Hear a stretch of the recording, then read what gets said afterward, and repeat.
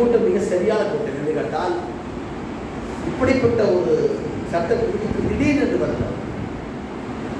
Ministry of home affairs சொல்லக்கூடிய உள்துறை அமைச்சகம் 2020ஆம் ஆண்டு கொரோனா கோவிட்-19 இந்தியா முழுக்க உலகம் முழுக்க பயிரிக்கிற போது நாடே முடங்கி கிடைக்கிறது.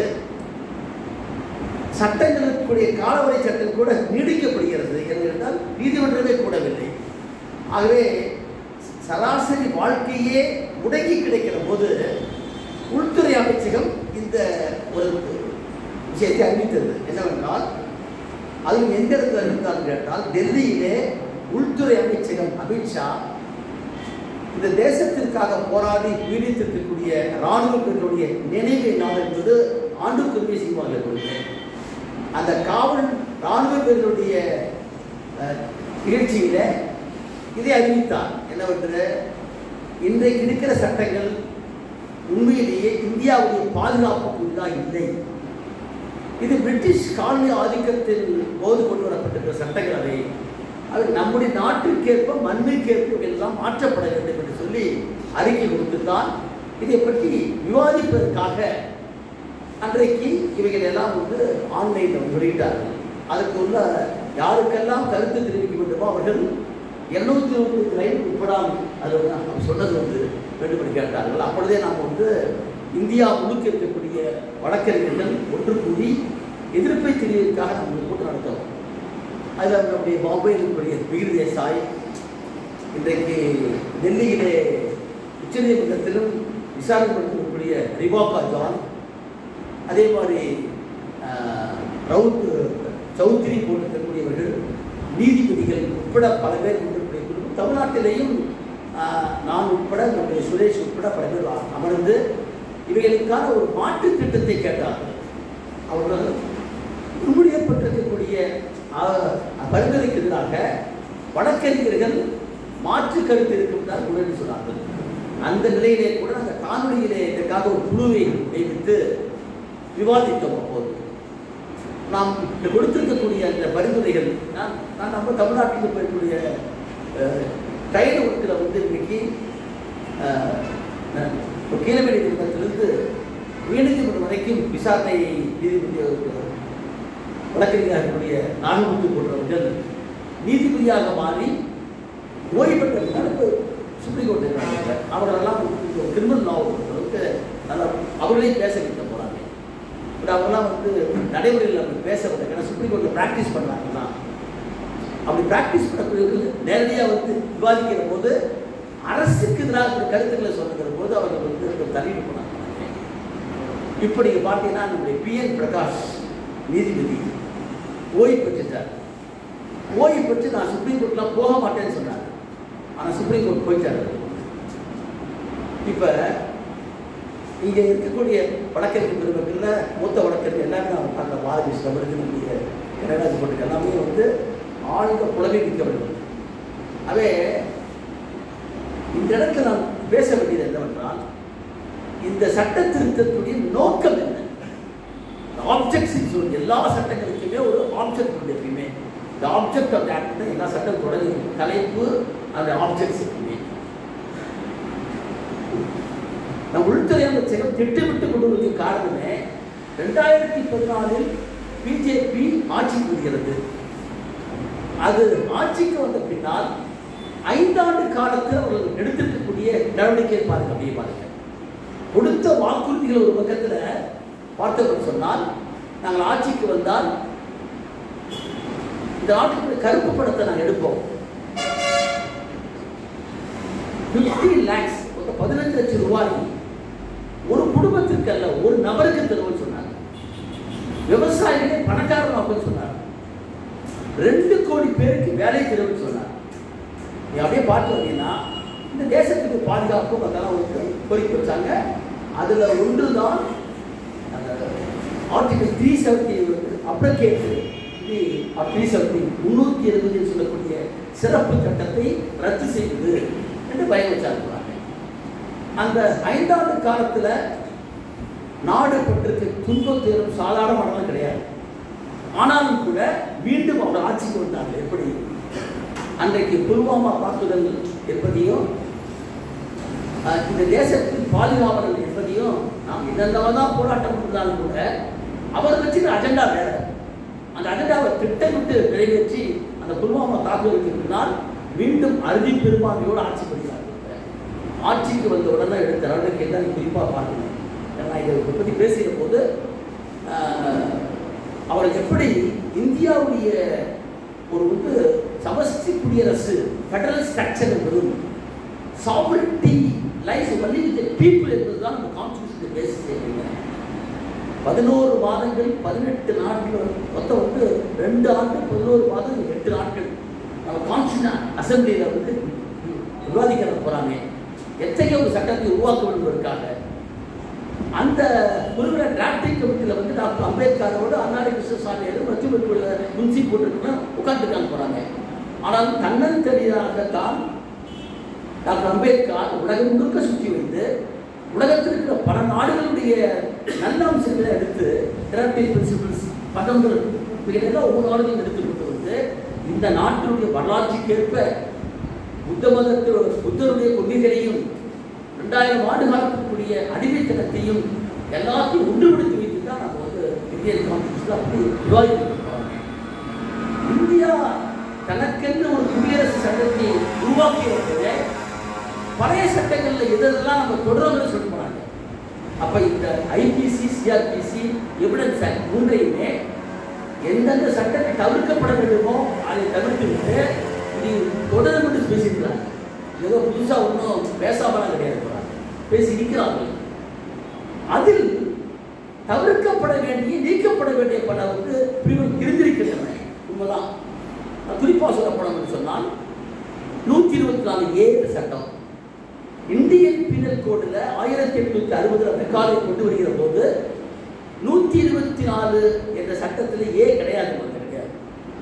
அது அதே மாதிரி 120B கிடையாது. இந்த ரெண்டுமே 13 ஆண்டுகளுக்கு 2013 தான் அமெண்ட்மெண்ட்டை கொண்டு ஆரம்பிப்பாங்க. அதில் மெக்காவோடு சேர்ந்து எவிடன்ஸ் ஆக்டை உருவாக்குன பெரிய பங்கு உண்டு. ஏன் அதை சேர்க்கிற 120A and Bங்கிற ஒரு பெரிய criminal conspiracy. 120A speaks about the definition of conspiracy. 120B speaks of the punishment. This is a distinctive charge, distinctive offense. Well, the object of conspiracy is accomplished or not. Once the prosecution proves that there is a conspiracy of 2 or more persons to do illegal act with illegal means, or act which is not legal by illegal means, that itself is sufficient. அப்படின்னா என்ன அர்த்தம்? ஒரு கொலை செய்யறதுக்காக கிட்ட போறாங்க.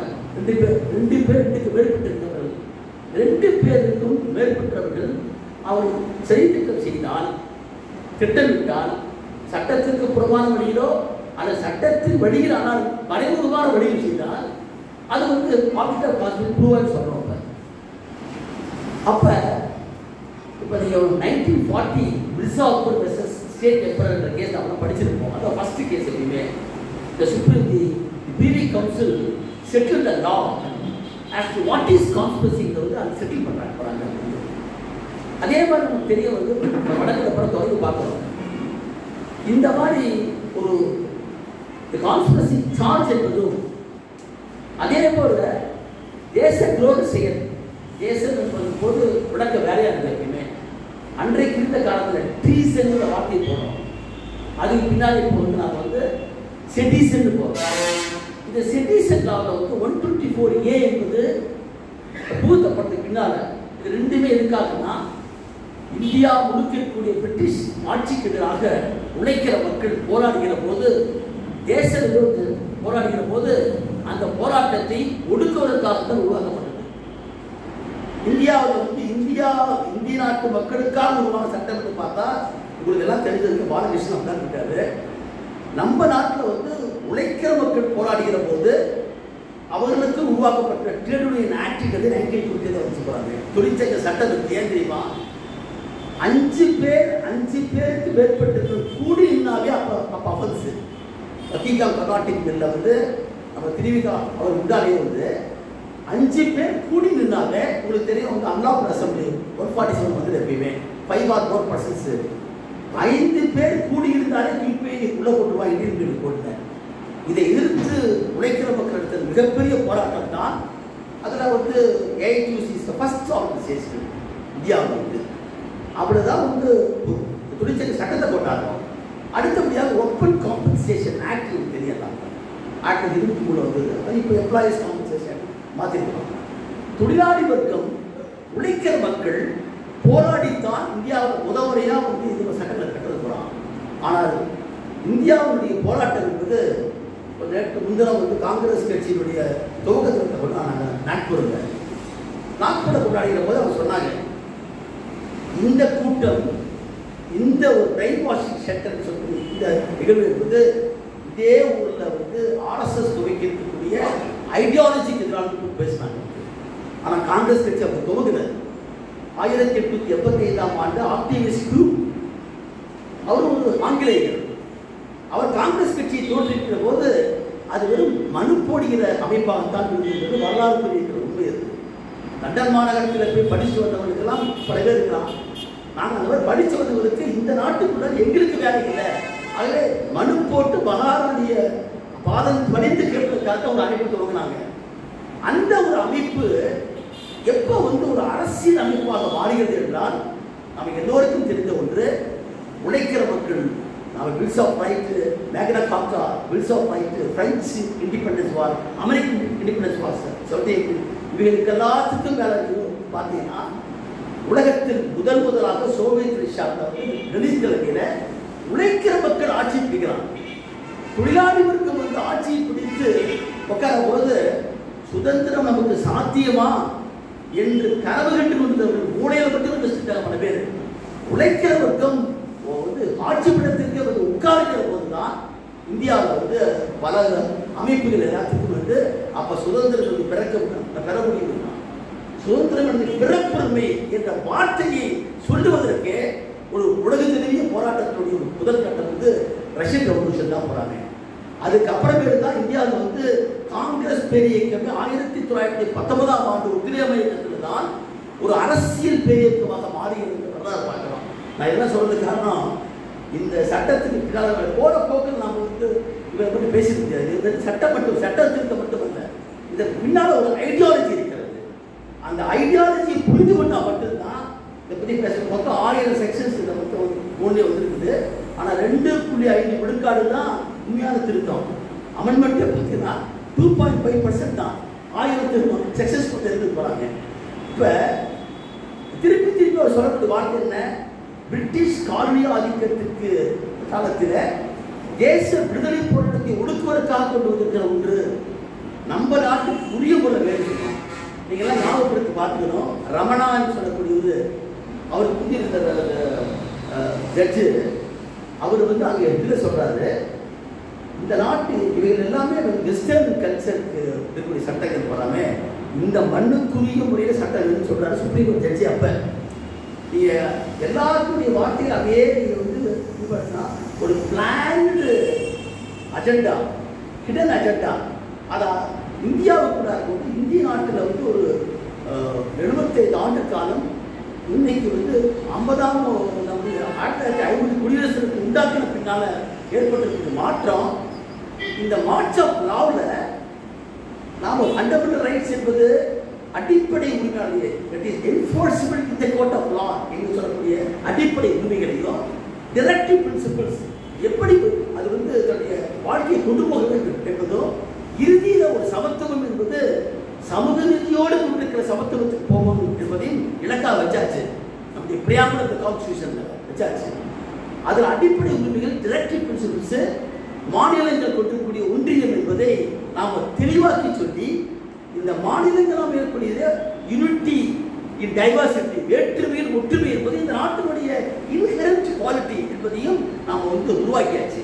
அப்போ இதுவரைக்கு மத்தியிலேயே தான் இந்தியா வந்து முன்னோக்கி போய் ஒரு சமூக நீதியை கொண்டிருக்கிற ஒரு சமத்துவத்தை படைப்பிருக்கின்ற டிக்ளரேஷன் பண்ணியாச்சு போகிறாங்க. இது எங்கே செட்டில் ஆகுதுன்னு சொன்னால், உங்களுக்கு தெரியும் 1952 நம்ம ஏகே கோபாலன் கேஸில் தொடங்கி அதற்கு பிறகு மீண்டும் வந்து சங்கரி பிரசாத்துக்கு வந்து கோலக்நாத் கேஸில் மீண்டும் பேங்க் நேஷனலைசேஷனில் வந்து கான்ஸ்டியூஷனல் பெஞ்சில் சொன்னது ப்ராப்பர்ட்டி ரைட் வந்து அது ஃபண்டமெண்டல் ரைட் இல்லை, கான்ஸ்டியூஷன் ரைட் உள்ள வந்து மாற்றப்பட்டதும் அந்த கோலக்நாத் வழக்குக்கு பின்னால தான் கேசவானந்த பாரதி வழக்கு 13 ஜட்ஜஸ் கொண்டிருக்கூடிய நம்ம கான்ஸ்டியூஷன் பெஞ்சு செட்டில் பண்ணுறாங்க. என்னன்னா அரசியல் சாசனத்தில்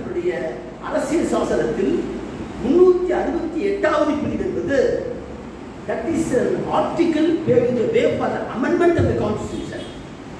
அரசியல் சாசனத்துடைய பிரிவுகளை பாராளுமன்றம் திருத்துவதற்கு அமெண்ட்மெண்ட் பண்ணுவதற்கு உரிமை உண்டு, அதிகாரம் உண்டு சொல்லக்கூடியதான் அது புறாமே. அப்ப பாராளுமன்றத்திற்கு அதிகாரம் இருக்கிற காரணத்தினாலேயே எல்லாத்தையும் மாற்ற முடியுமா என்று கேட்டால், இந்த எந்த நோக்கத்திற்காக சுதந்திரம் அடைந்து எந்த இலக்கை நோக்கி நாம் போறோம் என்பதுதான் முக்கியம். சுதந்திரம் கேட்கிற போது ஒரு சாதாரண தலித் தொழிலாளி தன்னுடைய கண்ணியமான வாழ்க்கைக்காக சுதந்திரம் கேட்கிறான். தனக்கு சுதந்திரம் கிடைச்சா அடிமைத்தனத்தில் விடுவிக்கப்படும் நினைக்கிறான். உழைக்கிற தொழிலாளிக்கு நியாயமான கூலி கிடைக்கும் நினைக்கிறான். படித்தவனுக்கு எனக்கு தகுந்த வேலை கிடைக்கும் நினைக்கிறான்.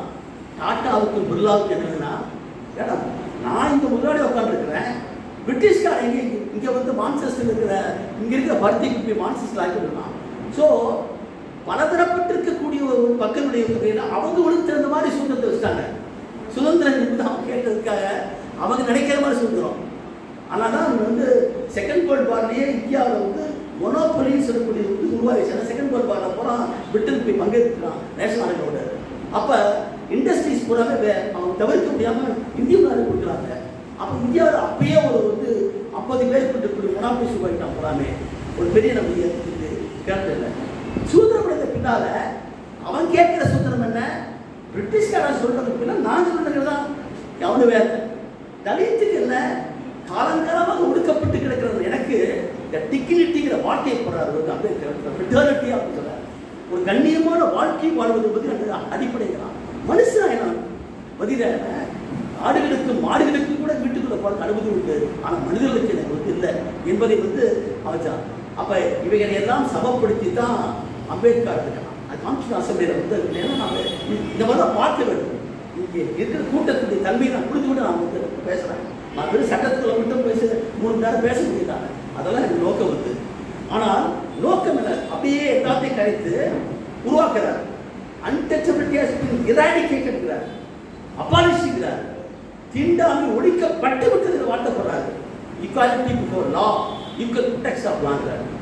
there is a distinction between equality before law, equal protection of law. சட்டத்துக்கு எல்லாம் சமம், எல்லாம் சமங்கனால தான் மனிதே போடாத செம்பகராமன் வந்து பாராளுமன்றத்துக்கு போறாரு. எங்க எந்த அல்லாடி கிருஷ்ணசாமி கான்ஸ்டியூஷன் மெம்பரா இருந்தாரோ, டிராப்டிங் கமிட்டியில் மெம்பரா இருந்தாரோ அவரை வச்சு வந்து இங்க ரெண்டு போட்டாங்க. நீங்க தெரிஞ்சுட்டு போறாங்க வந்து no discrimination on the basis of caste, creed, sex, religion and place of birth. Article 15 உண்டு.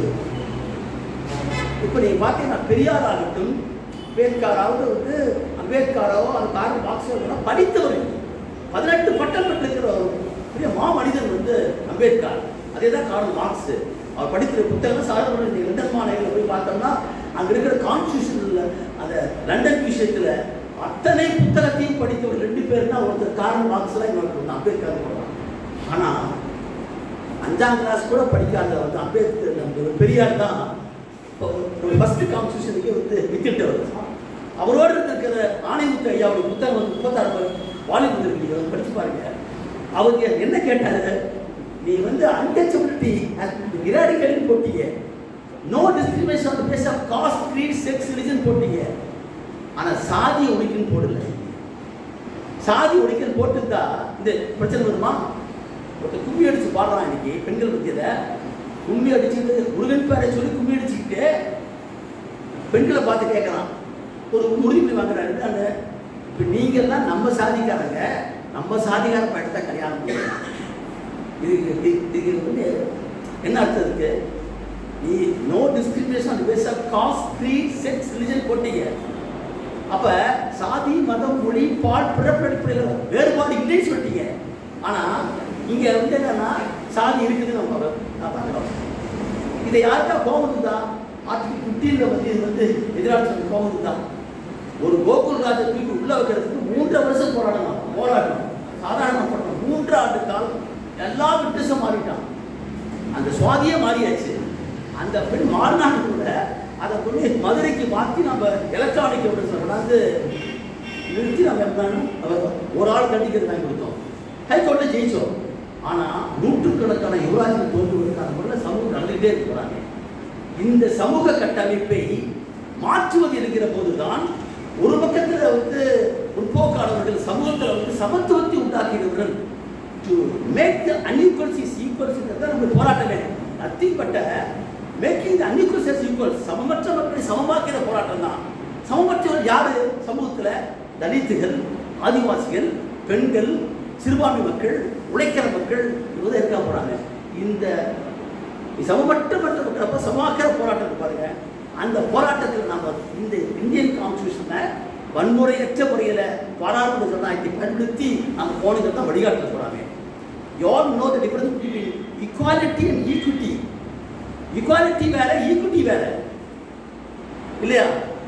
எல்லாரும் தெரிஞ்சுக்க வேணும். என்ன ஈக்வாலிட்டி? என்ன ஈக்வாலிட்டி? நாம் சட்டம் போடணும், எல்லாத்துக்கும் சட்டம் வேணும், ஒத்துக்கிறேன். எல்லாத்துக்கும் சட்டம் பண்ணுறதுக்காக 1 லட்சம் சட்டையை ஒட்டை விட்டுற முடியுமா? நான் ஒல்லியா இருக்கிறேன், பிள்ளையா இருக்கிறேன், இன்னொரு பெருசாக உண்டா இருக்காரு. ஈக்வாலிட்டி என்பது எல்லாரும் சமம்னு பெருவாக சொல்றது. Equity is not that. The shirt that is fitting for me should be given to me. That is equity. எனக்கு தெரிஞ்ச சட்டையை கொடுக்கணும், அதான் equity. So இந்த 2 டிஃபரன்ஸை புரிஞ்சுட்டு தான் affirmative action பண்ணலாம். Affirmative action means a reservation. It's a fundamental right of the constitution. என்ன அப்ப இந்த ரிசர்வேஷன் பெண்களுக்கான உரிமை 33%, 50% காண்றாங்க. குழந்தைகள் படிப்பு, கல்வி இதெல்லாம் வச்சு கொண்டு போறோம். இப்படி ஒரு பக்கத்தில் கான்ஸ்டியூஷனல் மேண்டேட் அடையிறதுக்கான போராட்டம், இன்னொரு பக்கத்தில் 1928 நாக்பூரில் கூடி தெளிவாக டிக்ளேர் பண்ணுவாங்க. ஆர்எஸ்எஸ் இயக்கத்தை தோற்றுவிக்கிற போது 2 நேஷன் தியரி அப்பயே தெளிவாக வச்சான். இன்னைக்கு அவர் சொல்றாரு காலனி ஆதிக்கத்தை எதிர்க்கிறாங்க, ஆங்கிலேயனை எதிர்த்தேங்கிறாரு, எதிர்க்கக்கூடிய இயக்கங்கிறாரு. ஆனால் கோல்வார்பர் சொல்ற பச்சாத்தான் don't waste your energies in fighting against the British. ஆங்கிலேயர்களுக்கு எதிரான போராட்டத்தில் உங்களுடைய சக்தியை வீணாக்காதீர்கள். You have to fight against Muslims first, second Christians, then communist and workers. இதெல்லாம் பஞ்சாப்தாரத்துக்கு போகிறாங்க. தெளிவாக அனௌன்ஸ் பண்ணான். இந்தியாங்கிறது சிங்கிள் நேஷன், ஒரே நாடு. அந்த ஒரே நாடுங்கிற வார்த்தைக்கு தான் இப்போ கோவிந்த் பழைய பிரசிடென்ட் பண்ணாங்க, தலைவராக போட்டுருக்காங்க. எல்லாத்துக்குமே நீக்கிறது தெரிஞ்சுக்க ஒன்றுக்கு ஒன்று அத்தனையிலே நாம் என்ன பண்ணுறோம்? ஒரு சின்ன ஒன்று பண்ணோம்னா உடனே பாராட்டுறோம், உடனே சமூக நீதி பாராட்டுறது திமுக அரசு. அதெல்லாம் உண்மை தான், பேசுகிறாங்க, ரைட்டு தான். மேடையில் பேசுறீங்க, நடைமுறை வரமாட்டேங்குது. கோபியில் ஒரு தலியத்தில் 2 பேர்த்த போட்டு அடித்து அவனை வெட்டி ஒன்று கடிச்ச ஜாதி சொல்லி கெட்டதான். அங்கே அதிமுக செங்கோட்டையிலும் திமுக விஷயம் ஒன்றா தான் இருக்காங்க. சாதியில் சாதி என்பது போது கட்சியில் 2வது பேர், 2வது பேர் போகிறாங்க. அப்போ எவ்வளவு தீர்க்கமாக பாருங்க. அவன் அன்னைக்கு என்ன அனௌன்ஸ் பண்ணானோ இஸ்லாமியர்கள் இந்த நாட்டில் வாழலாம், எப்போ இந்துக்கள் நாடு என்று ஒத்துக்கொண்டான். அதான் பஞ்சாப் நாட்டுடைய மிக முக்கியமான விஷயம். அவன் அன்னைக்கு சொன்னதை 2018 ஆட்சிக்கு வந்த உடனே அப்படியே 1 by 1 சிட்டிசன்ஷிப் ஆக்ட் கொண்டு வந்தான். சிட்டிசன்ஷிப் ஆக்ட் அதுக்கு எதிராக சாலிக் பாகரி பிரம்மாண்டமான போராட்டம். ஆனால் அந்த போராட்டம் நின்று போச்சு. அந்த போராட்டத்துக்கு உள்ளே போனவங்க இன்னைக்கு வருவதில்லை. அப்துல் காலித் சொல்லக்கூடிய ஒரு மாணவர் ஒன்றுமே கிடையாது.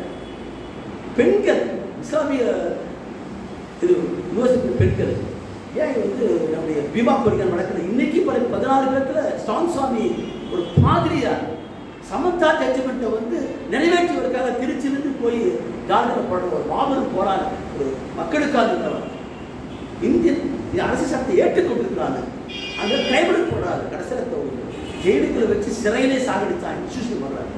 இன்னைக்கு சோழி பாபு வரவு ஒரு பக்கம் இன்டலெக்சுவல்ஸ் பூரம் உள்ள வைக்கிறான். அக்லத்பாடு ஆளை கூட கருவிச்சது அடிச்சுக்கோங்க. இந்த நாட்டில் முற்போக்கு பேசக்கூடிய கோவிந்த் பன்சாரி நரேந்திர தபோர் கௌரி லங்கேஷ் வரைக்கும் இங்கே இருக்கக்கூடிய இவங்க பார்த்தோம்னா கல்புடி வரைக்கும் சனாதன் செல்லக்கூடிய ஒரே அமைப்பு. அந்த மோடஸ் ஆப்பரேட்டிங் பாருங்க சாதாரணமான கிடையாது, ஒரே மாதிரியாக தான். ஷூட் பண்ணது சொல்றான். மறுபக்கத்தில் கான்ஸ்டிடியூஷனலி எலெக்டட் அரசியல் சட்டத்தின் பேரில் தேர்ந்தெடுக்கப்பட்டு வந்து உட்கார்ந்து கொண்டு இந்த அரசியல் சட்டத்தின் அடிப்படையே தகப்பதற்கான அந்த சட்டத்தில் கொண்டுதான் இன்றைக்கு அறிவிக்கப்படக்கூடிய இதுன்னு சொல்றாரு. அவர் சொல்றாரு 2020 நம்ம கோவிட்-19 இருக்கிற போது மினிஸ்டர் ஆஃப் ஹோம் அஃபேர்ஸ் சொன்னான், நம்ம லா கமிஷன் ரிப்போர்ட் இருக்கு, 2247 ரிப்போர்ட் இருக்குது. ஏற்கனவே காவல்துறை என்பது இது பிரிட்டிஷாரால் உருவாக்கப்பட்டிருக்கிற காவல்துறை, போராட்டத்தை ஒடுக்குவதற்கு உருவாக்கப்பட்டிருக்கிற காவல்துறை. 1861 போலீஸ் ஆக்ட் என்பது அது மாற்றப்பட வேண்டும். நம்ம Prakash Singh case 2006 Prakash Singh versus union of India case நீங்க எல்லாம் படிச்சிருப்பீங்க. டிஜிபி ரிட்டையர்ட் டிஜிபி போட்ட கேஸ் அது. வழக்கொழிந்து போயிருக்கிற போலீஸ் ஆக்ட் தான் இன்னும் வச்சிருக்கிற போறான். அதை கூட டெமோக்ரட்டைஸ் பண்ணி மக்களுக்கான சட்டமா மாற்றணும் சொல்ல போறான். அதுதான் இன்னைக்கு போலீஸ் ஸ்டாண்டிங் ஆர்டரை வந்து மாற்றுது. பழைய police standing order, police act இதெல்லாம் அப்படியே இருக்குது. ஆணவ கொலைங்கிறான். ஆணவ கொலைங்கிற பேர்ல கொடூரமா இருக்கு. பார்த்தா சொந்த மகளையே கொலை பண்ணுறான். இன்னைக்கு உன் சட்டத்தில் வந்து ஆணவ கொலைக்கு திருத்தம் வருது. இவ்வளவு திருத்தம் பேசுறாங்க, நீங்க என்ன பண்றீங்க? அந்த இதை திருத்த கொடுத்துருக்குங்க. அதுல வருது வியன்னா கான்ஃபரன்ஸ் 1985 போட்டு வியன்னா கான்ஃபரன்ஸ் பிரகாரம் India is a signatory in the United Nations Treaty against torture. We signed the treaty. It's a duty of the member of the United Nations to implement it in practice in the domestic law. என்ன torture is an offensive சொல்லிட்டு torture சித்திரவதை என்பது ஒரு கொடிய குற்றம். அதை ஒவ்வொரு ஸ்டேட்டும் apply பண்ணி சொல்லிட்டான். 85க்கு அப்புறம் இன்னைக்கு எங்க இருக்கு? நம்ம 2020 இருக்கிறோம். டார்ச்சர் என்பதை இந்தியன் பீனல் கூட சேர்த்துட்டே டார்ச்சர் சேர்த்துட்டு மாதிரி வந்து இன்னைக்கு வரைக்கும் போலீஸ் பண்ணக்கூடிய டார்ச்சர் இருக்கிறதா இந்தியன் பீனல் 340 ஒன்று இருக்குது. பார்த்தா 340 342 ராம்பூர் கன்ஃபைன்மெண்ட் இதை ஒன்றை தவிர எந்த மாற்றக்கூடிய அகில உலகம் கூட ஒப்புக்கொள்ளப்பட்டிருக்கக்கூடிய உடன்படிக்கையில் கையெழுத்து போட்டு டார்ச்சர் அடி ஐபிசியில் மாற்றாதாரு. ஆணவ கொலை என்பது லா கமிஷன் 242 டைரக்ட்லி டிக்ளேர். நம்ம இவரு வந்து supreme Court judge Latha Singh versus State of UP கேஸ்ல 2006 தெளிவாக சொன்னார். வந்து இவங்களுக்கான தனி சட்டம் வேண்டும் என்று சொன்னார். 2018 Shakti Vahini versus union of India கேஸில் சுப்ரீம் கோர்ட் கேஸோட கைட்லைன்ஸ் கொடுத்தாரு போறாங்க. நம்ம தமிழ்நாட்டை சேர்ந்துக்கிற கண்ணன் பஞ்சாப்ல சீஃப் ஜஸ்டிஸாக இருக்கும்போது கைட்லைன் கொடுத்தாரு போறாங்க. ராமசுப்ரமணியம் மதுரை கோர்ட்டில் நிர்மலா ராணி போட்டிருக்கிற வழக்கில் வந்து திலீப் குமார் வர்சஸ் ஸ்டேட் 2014 ஆணவ கொலை ஒரு மதத்திலிருந்து இன்னொரு மதத்தை சார்ந்துள்ளோ அல்லது மதத்துக்குள்ளே இருக்கக்கூடிய தலித்துகளை அதை காக்க வேண்டிய பொறுப்பை கொண்டு சொல்லி கைட்லைன்ஸ் கொடுத்தாங்க. இன்னைக்கு வரைக்கும் ஒரு போட்டிருக்கல, இதில் போட்டிருக்கீங்களா? விக்டிம்ஸ் காம்பன்சேஷன் ரூல்ஸ் என்பது 2008 ஜபிபுல்லா கேஸில் குஜராத் கேஸில் வந்து வெஸ்ட் பேங்கரி கேஸில் கொடுத்தது. தன் கண்ணை அது கொண்டு வந்தீங்களா போகிறாங்க வந்தீங்களா? ஆனால் அப்படியே பார்த்தீங்கன்னா இது சாதாரணமான விஷயம் இல்லை. அவரை எவ்வளோ தூரம் பிளான் பண்ணுறாங்க தான் முக்கியம். இன்றைக்கு வந்து PN பிரகாஷ் என்று சொல்லக்கூடிய ஒருவர், அவர் பார்த்தா எவ்வளோ சாப்பிட்ட பெரிய ஆளுலாம் சொல்லுவாங்க. நம்ம சொல்லுவோம், தயவுசெய்து நீங்கள் வீட்டுக்கு போனீங்கன்னா யூடியூப்பில் நீர்த்திரைன்னு ஒன்று இருக்குது. நீர்த்திரை அதில் போட்டு பாருங்க. அவர் சொல்றாரு 500 ஆண்டுகால போராட்டம் ஐயா பாபர் மசீதி ராமர் கோயில் படுகொலை 500 ஆண்டுகாலமாக நமக்கு நம்பிக்கை. யார் சொல்றா? எவிடன்ஸ் ஆக்ட்ல கில்லாடின்னு சொல்லக்கூடிய PN பிரகாஷ் பேசியிருக்காரு. நீர்த்திரை எடுத்து பாருங்க. அவர் 10 வருஷம் அப்படி தீர்ப்புலாம் யோசனை பாருங்க. இந்தியாவில் எங்கே நாம் இருக்கிறோன்னு தெரிஞ்சுக்குவோம். அப்படியே கொண்டு வந்துட்டான். பூரா இந்தியாவில் இருக்கக்கூடிய ஜுடிஷியல் சிஸ்டம் அதில் பூரா முடிஞ்சாச்சு. எல்லாம் செட்டப் பண்ணி வச்சுட்டு தான் இந்த 3 திருத்தங்களையும் அனௌன்ஸ் பண்ணிருக்காங்க. நான் இந்த பேக்ரவுண்டை சொல்லாமல் சொன்னால் வந்து அது நம்ம ஒரு அட்வொகேட்ஸ் செக்ஷனை பற்றி பேசுகிற அப்படின்னு இது ஒரு திட்டமிட்ட ஒன்று. நமக்கா தெரியுமா? வந்தே பாரத் போட்டபோது ஏன் தெரியுமா? நமக்கு வந்தே பாரத் போட்டபோது யார் கோபம் தான் வந்து வந்தே பாரத் போட்டபோது நம்ம வெங்கடேசன் MP வேணா சொன்னார். அப்படி இதை போட்டு சாதாரண மக்கள் போகக்கூடிய ட்ரெயினில் வந்து என்னுடைய நேரத்தை மற்றதை வீணாக்கிற அவனுக்கு சில பெரிய பணக்கார போட்டு ஏற்படுத்த சொன்னார். வந்தே பாரத் தான் G20 இருக்கக்கூடிய இந்த மாநாட்டுக்கே பாரத்துக்கு போட்டான். பார்த்தீங்கன்னா பாரத் அப்படியே தான் கொண்டு இந்த 3 பேரையும் இது ஹிந்தி பேர் மட்டுமல்ல, சான்ஸ்கிரிட்டைஸ்டு ஹிந்தி. இது சமஸ்கிருதம் கலந்திருக்கிற ஹிந்தி கொடுக்கிற விஷயம். வாயிலேயே நுழைய இங்கிலீஷ்க்கு நாம் என்ன படித்தாலும் நுழைய மாட்டேங்க வரமாட்டேங்குது. ஆனால் கொண்டு வந்தான், திட்டப்படி கொண்டு வந்தான். பல பேர் நினைச்சு வைக்கிறீங்களாம் இது வெறும் பேர் தலைப்பு தான் ஹிந்தி பேர் வச்சுருக்கலாம். அது மாதிரிலாம் அவர் நிச்சயமாக கிடையாது. என்னுடைய திருத்தத்துக்குள்ளே போகும்போது இந்த 3 சட்டங்களை பற்றியும் நாம் எப்படி பார்க்க வேண்டும் என்றால், இந்த திருத்தம் தேவையான்னு கேட்டால் நான் சொல்கிறேன் 124A வந்து Supreme Court has given a judgment guidelines that it should be kept in abeyance. It should be taken away from the statute. சொல்லி பல ஜவஹர்லால் நேரு காலத்திலிருந்து பேசினாங்க. டாக்டர் பினாய் சிங் சத்தீஸ்கர் இருக்கக்கூடிய உழைக்கிற மக்களுக்கு அப்படி ஒரு மாபெரும் மருத்துவர் உலகம் பூரா பேசுவாங்க, அப்படி பேசுவாங்க. அவரை வந்து ஒரு லெட்டர் வச்சுக்கிட்டு வந்து லைஃப் சென்டென்ஸ் கொடுத்தாங்க. இதே இந்த ஆர்கனைஸ்டு கிரைம் ஆக்ட்லையும் இங்கே கொடுத்தாங்க. இப்போ அன்னைக்கே பேசுகிறது அவரை வந்து லைஃப் சென்டென்ஸ் கொடுத்தாங்க. என்னன்னா ஜெயிலில் போய் பார்க்குறாரு. அவர் ஒரு மருத்துவர், மனித உரிமை போராளி, பியூசிக்குரிய நேஷனல் வைஸ் பிரசிடென்ட் அவர். ஸோ ஜெயிலில் போய் பார்க்குறாரு, ஒருத்தரை வெளியே வர்றாரு. இவர் ஒரு முக்கியமான தகவலை வந்து ஒரு பேப்பரில் எழுதிட்டு கொடுத்தாரு. ஒரே ஒரு லெட்டர் தான். That has not been proved in the court of law. Recovery evidence is not a substantive evidence. Recovery evidence is only corroborative evidence.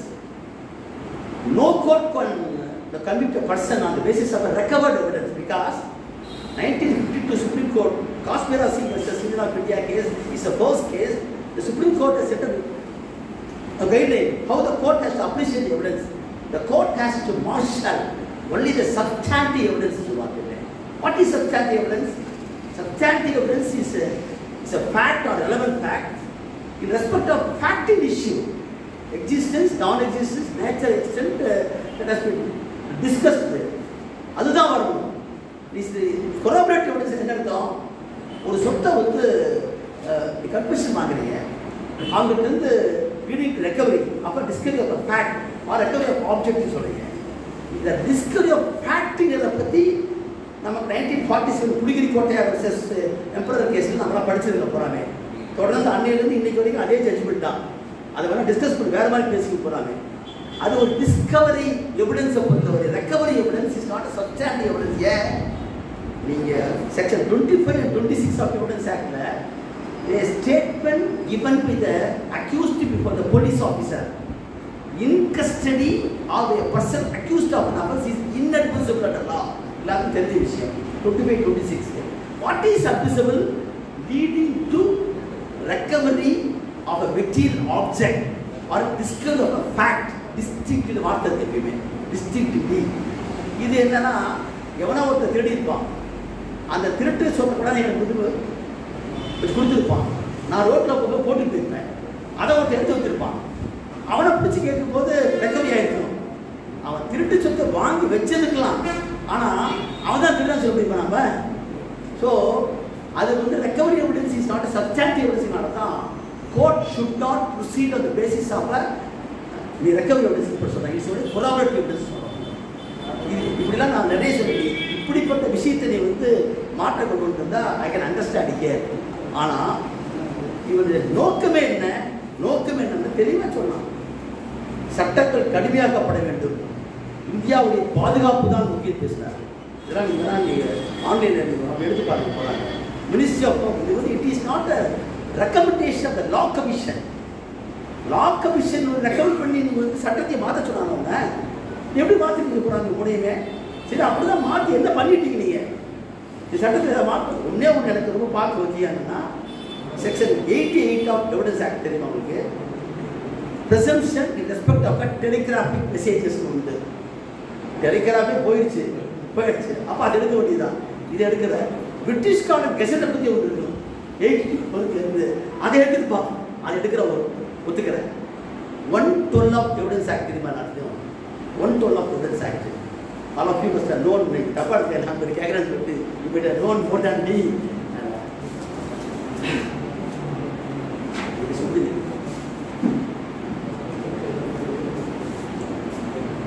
Section 4 of Evidence Act says that the court may presume, shall presume, then the conclusive proof in the மூணு வார்த்தை போடுறோம். Evidence ஆக்டில் வந்து 113 A and B இருக்குது. அது அமெண்ட்மெண்ட்டில் வந்தது போகிறாங்க. ஒரு அபார்ட்மெண்ட் டு கமிட் சூசைடை பொறுத்தவரை வித்தின் 7 years இருந்தால் கோர்ட் மே ப்ரிசீவ்ங்கிறோம். It's a discretion power of the court. அதே இது வந்து டவுரி டெத்துன்னு வச்சுக்க, தி கோர்ட் ஷல் ப்ரிசீவ்ங்கிற வார்த்தை போடுறோம். அனுமானிக்கலாம், அனுமானிக்க வேண்டும், இது 2 இருக்குது. இதுக்கு ஒரு 3 பாயிண்ட்டை ப்ரூவ் பண்ணால் போதும், ப்ராசிக்யூட் உட்காந்துக்கலாம். ஆனால் கன்க்ளூசிவ் ப்ரூஃப் என்பது என்னன்னா, it's a declaration of law. there is no other go for discussion.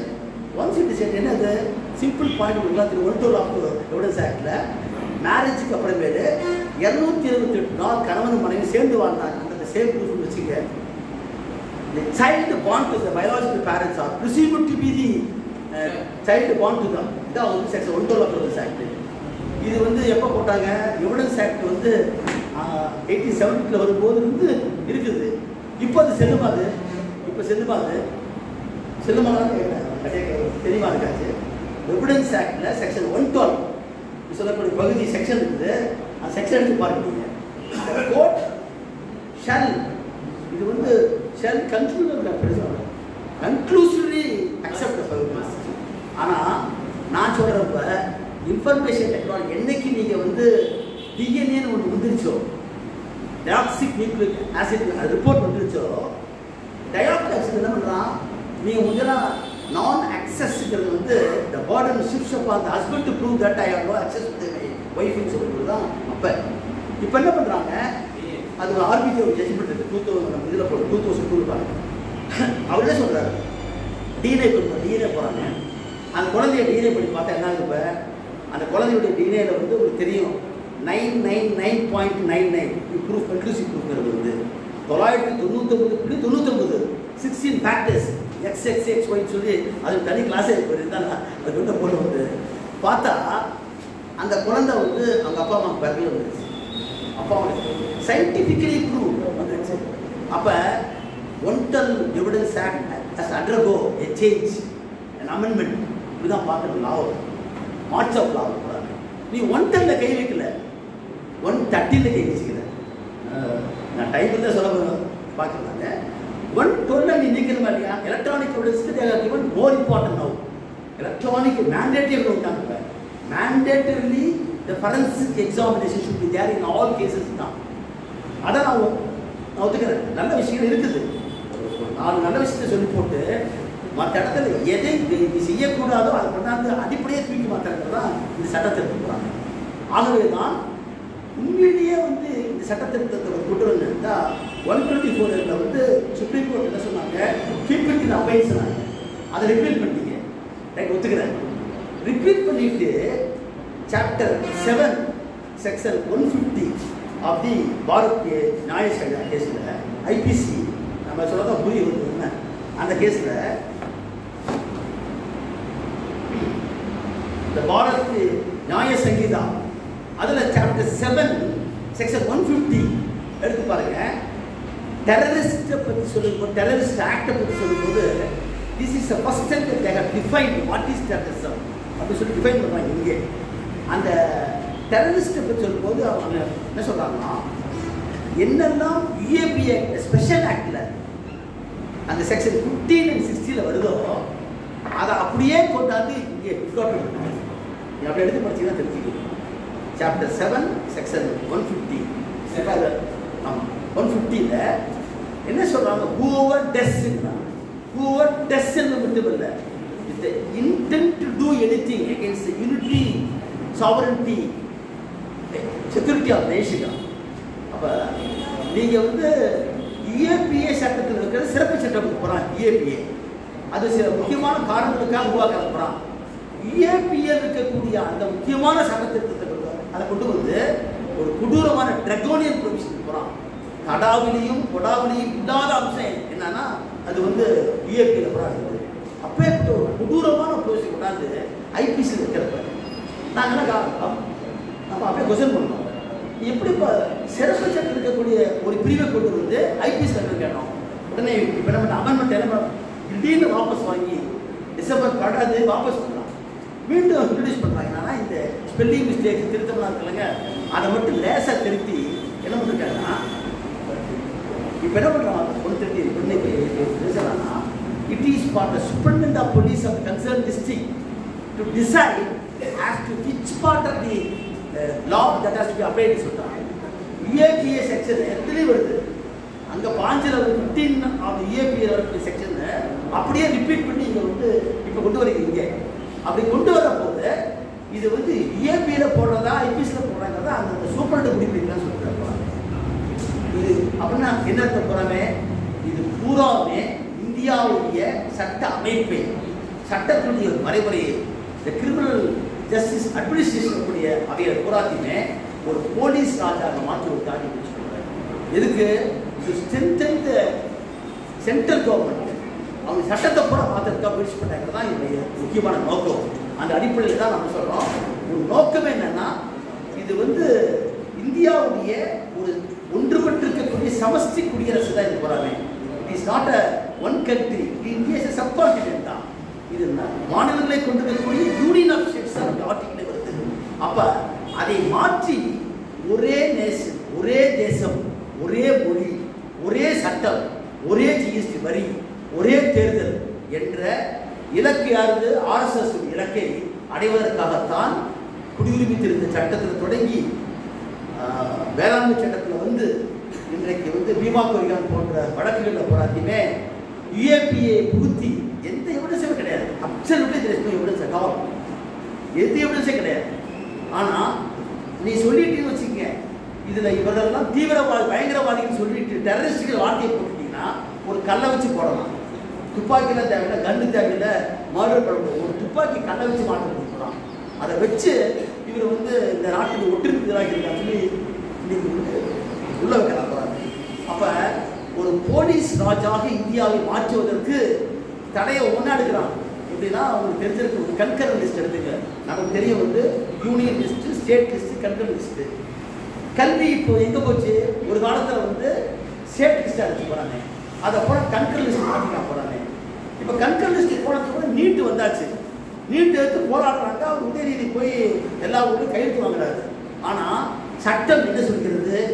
Concurrent லிஸ்ட்டுக்கு வந்துருச்சுன்னு சொன்னாவே யாருடைய பவர் ஓவர அது வந்து பாராளுமன்றம் அதன் பேரில் ஒரு தீர்மானம் போட்டால் ஒரு சட்டத்தை நிறைவேற்றினா ஆட்டோமேட்டிக்காக அதான் நிற்கும். ஸோ கன்கரண்ட் லிஸ்ட்டுங்கிறது பேருக்கு தான் உண்டே தவிர கன்கரண்ட் சொல்ல பாருங்க. ஜட்ஜ்மெண்ட்டில் பார்த்தீங்கன்னா டாக்டர் சந்திரசூட் கொடுத்த ஜட்ஜ்மெண்ட்டை 2 பேர் கன்கர் பண்ணுறாங்க. நம்ம இவரை பொறுத்தளவுக்கு வந்து தனியாக ஒரு ஜட்ஜ் கொடுக்குறாரு. ஆனால் அது இருக்காங்க அவர் கொடுக்க truth fact finding mission and reconciliation. அது வந்து பிரிட்டிஷில் உகாண்டாவில் வந்து இடியமின் அப்புறமே போட்டிருக்கக்கூடிய ஒரு பெரிய கமிஷன் இருக்குது. அந்த கமிஷன் வந்து போட்ட தீர்ப்பை ஒட்டி அவர் கூட அவங்க வந்து சொல்கிறாரு. ஆனால் அவரும் வந்து அப்போர் பண்ணுறாரு போகிறாங்க 370 போகிறாங்க. அப்போ நான் என்ன சொல்றேன்னா இந்த நடவடிக்கைகள் எதுக்காகனா இந்தியா என்பது ஒரு முக்கியமாக இலக்கை கொண்டிருக்கக்கூடியது. என்னன்னா இந்த நாடு என்பது மக்கள் தான் இறையாண்மை மிக்கவர்கள். அவர்கள் தான் ஒன்று கூடி ஒரு இறையாண்மை மிக்க சோசலிச குடியரசை இங்கே உருவாக்கி ஜனநாயக உருவாக்கினார்கள் என்ற அந்த வார்த்தை இருக்கிறத இதை உடைக்கிறது. இதை இப்படி தெரிஞ்சுக்கங்க. நம்ம லா மினிஸ்டர் இருக்காருல்ல அவர் சொல்றாரு கேசவானந்த பாரதி வழக்கு என்பதை மீண்டும் ரீவிசிட் பண்ணணும், ரிவர்ஸ் பண்ண சொன்னார். பேசிக் ஸ்ட்ரக்சர் ஆஃப் தி கான்ஸ்டிடியூஷனையும் மாற்றணும் அப்படின்னு சொல்றாரு. ஒரு பக்கத்தில் இந்து மகாசபையை சார்ந்திருக்கிறவங்க இந்தியாவுக்காக ஒரு தனி கான்ஸ்டிடியூஷன் அறிவிச்சிட்டாங்க. அதை படிச்சிருக்கீங்க 2001 அவங்க அனௌன்ஸ் பண்ணிட்டாங்க. RSS இயக்கத்துடைய மையமான பல ரூபத்தில் போனவே இந்தியாவுக்கு இந்த நாட்டில் இருக்கிற இந்துக்களுக்கான ஒரு அரசியல் திட்டத்தை அறிவிச்சிட்டாங்க. அப்படியே ஒவ்வொன்றா உருவாக்கி கொண்டாந்து கடைசி எங்கே நிற்கணும்? எங்கே நின்னாலும் மக்களுடைய போராட்டம் நிற்கணும். ஏன் நம்ம சொல்கிறோம் மக்கள் போராட்டம் என்பது ஆர்டிகல் 19(1A) வந்துருக்குது, ஆர்டிகல் 19(1C) வந்துருக்குது. நான் விரும்புகிற தொழிலை செய்வதற்கும் நான் ஆர்ப்பாட்டம் செய்வதற்கும் கூட்டங்களுக்கும் அமைதியான முறையில் ஆயுதங்கள் இல்லாமல் நான் கூடுவதற்கும் பேசுவதற்கு எனக்கு முழு உரிமை உண்டு என்ற வார்த்தை வந்தாச்சு. இன்டென்ஷன் அப்படிங்கிற வார்த்தை வந்து எப்படின்னா உங்களுக்கு வைகோவுடைய வழக்கில் 42 பேரை தூக்கி போட்டாங்க. அப்போ வந்து ஜெயலலிதா வந்து தமிழ்நாட்டில் போட்டாங்க. அந்த வழக்கில் வைகோ கொடுத்துருக்கிற தீர்ப்பில் வந்து சுப்ரீம் கோர்ட் கொடுத்த ஜட்ஜ்மெண்ட்டு, இன்னொரு PUC versus union of India ஒரு judgment, Anup Kaya versus Assam case, Indira லா வெர்சஸ் அசோசியேஷன் ஆஃப் 2011 கொடுத்த வழக்கு. எனக்கு ஒரு இன்டென்ஷன் இருக்கலாம். X had an intention to attack or murder B இருக்கலாம். Mere intention is not an offense in law unless the intention is exhibited in overtime. அது ஒரு திருநாட்சம் வருதுன்னு சொன்னா அதை வந்து நான் செயல்படுத்தி காமிக்கணும். ஸோ மென்சிரியா வித் ஆக்டர்ஸ் கேஸ் வந்தால் தான் அது வந்து எப்பயுமே வந்து சட்டத்தில் தப்பு. இங்கே அப்படி அல்ல. நீங்கள் வந்து ஒன்று படித்து பார்த்தீங்கன்னா இன்டென்ஷன் இருந்தாலே போதும். எதுக்கு? To do against the unity, integrity, sovereignty and security. அதில் வந்து பிராக்கெட் போட்டு செக்யூரிட்டி, எக்கனாமிக் செக்யூரிட்டிங்கிறவாங்க. டெரரிஸ்ட் ஆக்ட்னா பாம்பு, நைட்ரஜன், குண்டு வச்சிருக்கணும்னு சொல்லி கொண்டு வந்தோம். அப்போ என்னாச்சுன்னா 124A தூக்க சொல்லி உத்தரவு போட்டாச்சு. அதை தூக்கிட்டேங்கிற பேரில் அதை விட மோசமான பிரிவை கொண்டாந்து நீங்கள் சேர்த்துருக்கேன். அது விஏபிஏ பிரிவு சேர்த்துருக்கேன். அப்போ இந்த சட்ட திருத்தம்னா உங்களுக்கு உண்மையிலேயே எதுக்காக? உங்களுடைய உள்நோக்கம் என்னன்னா, இந்த சட்டம் இருக்கிற வரைக்கும் அட்வர்சரி சிஸ்டத்தில் வந்து அக்யூஸ்டாக இருக்கிறவங்க கேட்கக்கூடிய பவர் என்ன? You cannot investigate the case. The accused cannot investigate the case because it is an adversarial system. We are following only Anglo-Saxon law. It is not an inquisitorial system as in France, Italy or America, where the accused has got a power to go for investigation even if he is convicted and all. You might have known about the famous football player case. உலகத்தில் 21ஆம் நூற்றாண்டு மிகப்பெரிய வழக்கு தான். இந்த வந்து Pelé மாறி மிகப்பெரிய ஒரு ஃபுட்பால் பிளேயர் தான் அமெரிக்காவில். அவன் வந்து லாஸ் ஏஞ்சலஸ்லேருந்து அவன் நியூயார்க் பறந்துடுவான். அவனுடைய பழைய காதலி இன்னொரு பெண் 2 பேரும் வெட்டுப்பட்டு கிடப்பான்னு போகிறாங்க. வெட்டுப்பட்ட இடத்துல போகிறான், ரத்தம் கிடக்க போகிறாங்க. ரத்தமாக கிடக்கும், முடி இருக்கு. அந்த முடிவை எடுத்து டிஎன்ஏ பண்ணுவாங்க. இந்த hair that has been found in the place of occurrence is that of the accused persons. அதை வச்சு இவர் கன்விக்டட் இருந்தாங்க. ஆனால் 21ஆம் நூற்றாண்டு தான் அந்த வழக்கு மாதிரி ஒரு சென்சிட்டிவ் கேஸ் வந்ததே கிடையாது. இப்படி தமிழ்நாட்டில் எம்ஜிஆர் சுட்ட கேஸு, ஆரவந்தார் கேஸு, இதெல்லாம் நான் பார்க்குறது வந்து விவேக் கேஸு, நம்ம இந்திரா ராஜீவ்காந்தி மர்டர் கேஸ்லாம் படிக்கிறேங்க, சென்சிட்டிவ் கேஸ் படிக்கிறேங்க. அது மாதிரி அமெரிக்கா நாடே நிற்பான். அந்த வழக்கு வந்து சொன்னால் முன்னிச்சேரம் உட்காந்து பார்க்குறாங்க.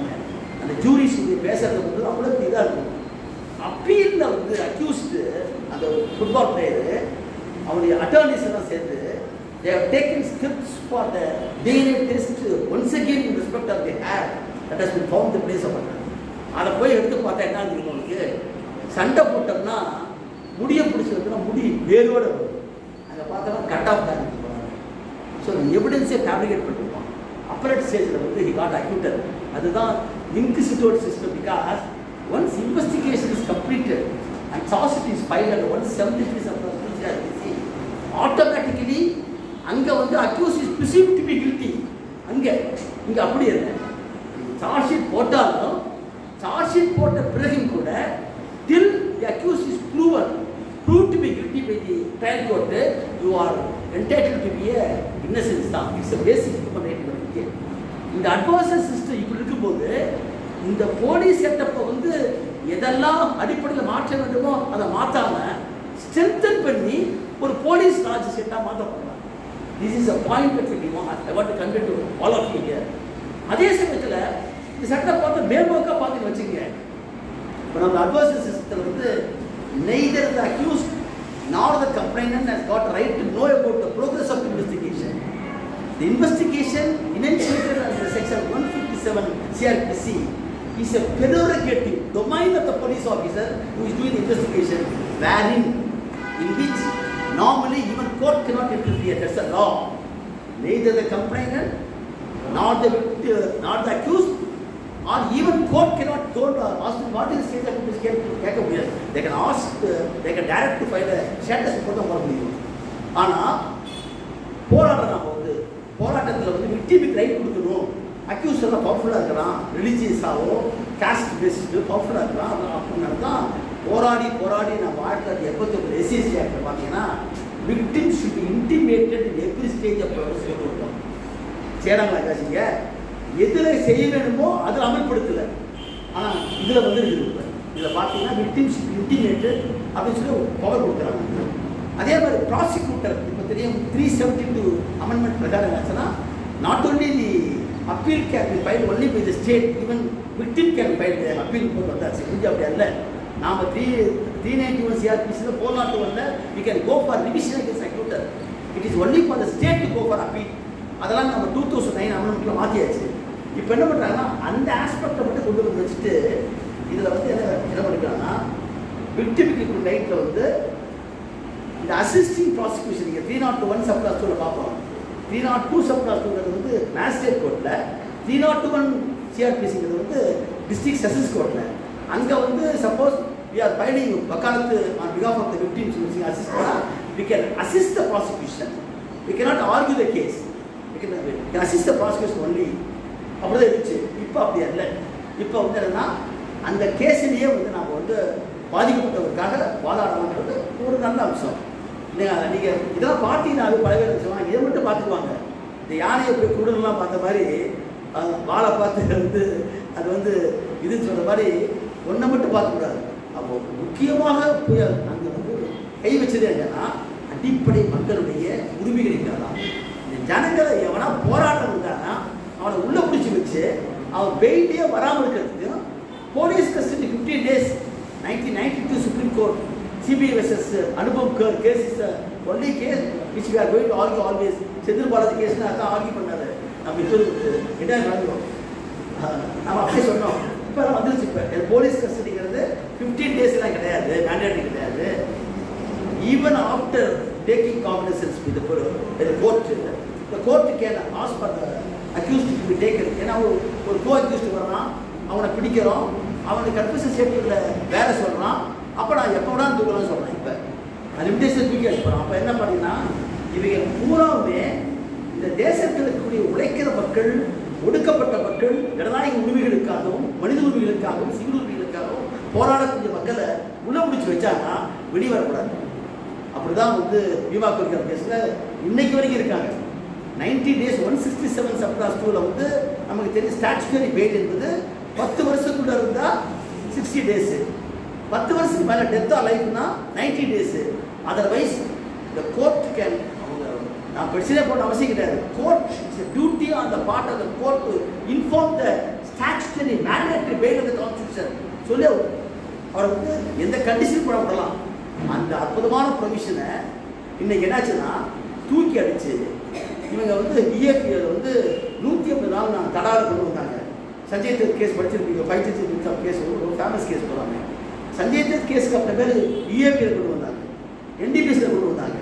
இப்போ 180 நாளில் சார்ஜ் ஷீட் போட்டாலும் கூட இஏபி வந்து சிறப்பு சட்டத்தில் நம்ம சிஆர்பிஎஸ்ல வந்து செக்ஷன் 4 and 5 போட்டு 2 செக்ஷன் இருக்கும். அப்ளிகபிலிட்டி ஆஃப் சிஆர்பிசிங்கிற போது இந்தியன் பீனல் கோடை வந்து அப்பீல் பண்ணுறதுக்கு நம்ம ஷெட்யூல் 1ல் வரும் போகிறாங்க. ஸ்பெஷல் லாஸ்ங்கிற போது செக்ஷன் 5ல் வரும், ஷெட்யூல் 2ல் வரும். அப்போ எங்கே என்ன சொல்கிறாங்க, இப்போ இந்த 180 நாளைக்குள்ள ஒரு சப்போஸ் வந்து நீங்கள் சார்ஜ் ஷீட் போடலான்னு கூட 180 நாளுக்குள்ளார வந்து அவனுக்கு வெளியிட்டாலும் அந்த சார்ஜ் ஷீட்டே போட்டால் கூட if you file an application for bail in the UAPA for bail it is for accused to rebut the presumption. எப்படி அது வந்து அவங்க எடுத்தது இது இது சட்டம் நாசிகளுக்கு போயாச்சு. நாசிகளுக்கு முன்னால் வந்து ஜார்ஜ் டிமிட்ரோன்னு சொல்லக்கூடிய ஒருத்தர் இருந்தார், பெரிய பல்கேரியாக்காரர். அவர் மேலே ரீஸ்டாக் நீங்கள் தீ வச்சுட்டாங்க கேஸ் போகிறாங்க. அவர் தான் வந்து ஃபேஷனிஸ்டுக்கு எதிராக யுனைடெட் ஃப்ரண்டை கட்டினார், மிகப்பெரிய ஒரு வந்து கம்யூனிஸ்ட் லீடர் போகிறாங்க. அவரை ஜெயிலில் போடுறதுக்கு அப்புறமே அவர் ஜெர்மன் லாங்குவேஜ் படித்து அவரே கேஸ் நடத்தி ஜெயிச்சாரு போகிறான். வரலாற்றில் மிடல் கேஸ்ட் மாதிரி இருக்குது. இப்போ நான் லாங்குவேஜே தெரியாமல் அந்த மாதிரி சில பேர் இருப்பாங்க, இருப்போம் செய்வாங்க, அது வேறு விஷயம். ஒரு காமன் மேனை பிடிச்சி போனால் என்ன, நீ சார்ஜ் ஷீட்டே போட்டாலும் கூட அந்த சார்ஜ் ஷீட் போட்ட பிறகு கூட it is a duty, it's even it is for accused to explain to rebut the presumption. So presumption என்ன அர்த்தம், வாட் இஸ் த ப்ரெசம்ப்ஷன் அப்படியே சொன்னேன். மே ஷால் கன்க்ளூசிவ்ங்கிறது இட்ஸ் எ கொஸ்டின் ஆஃப் லா.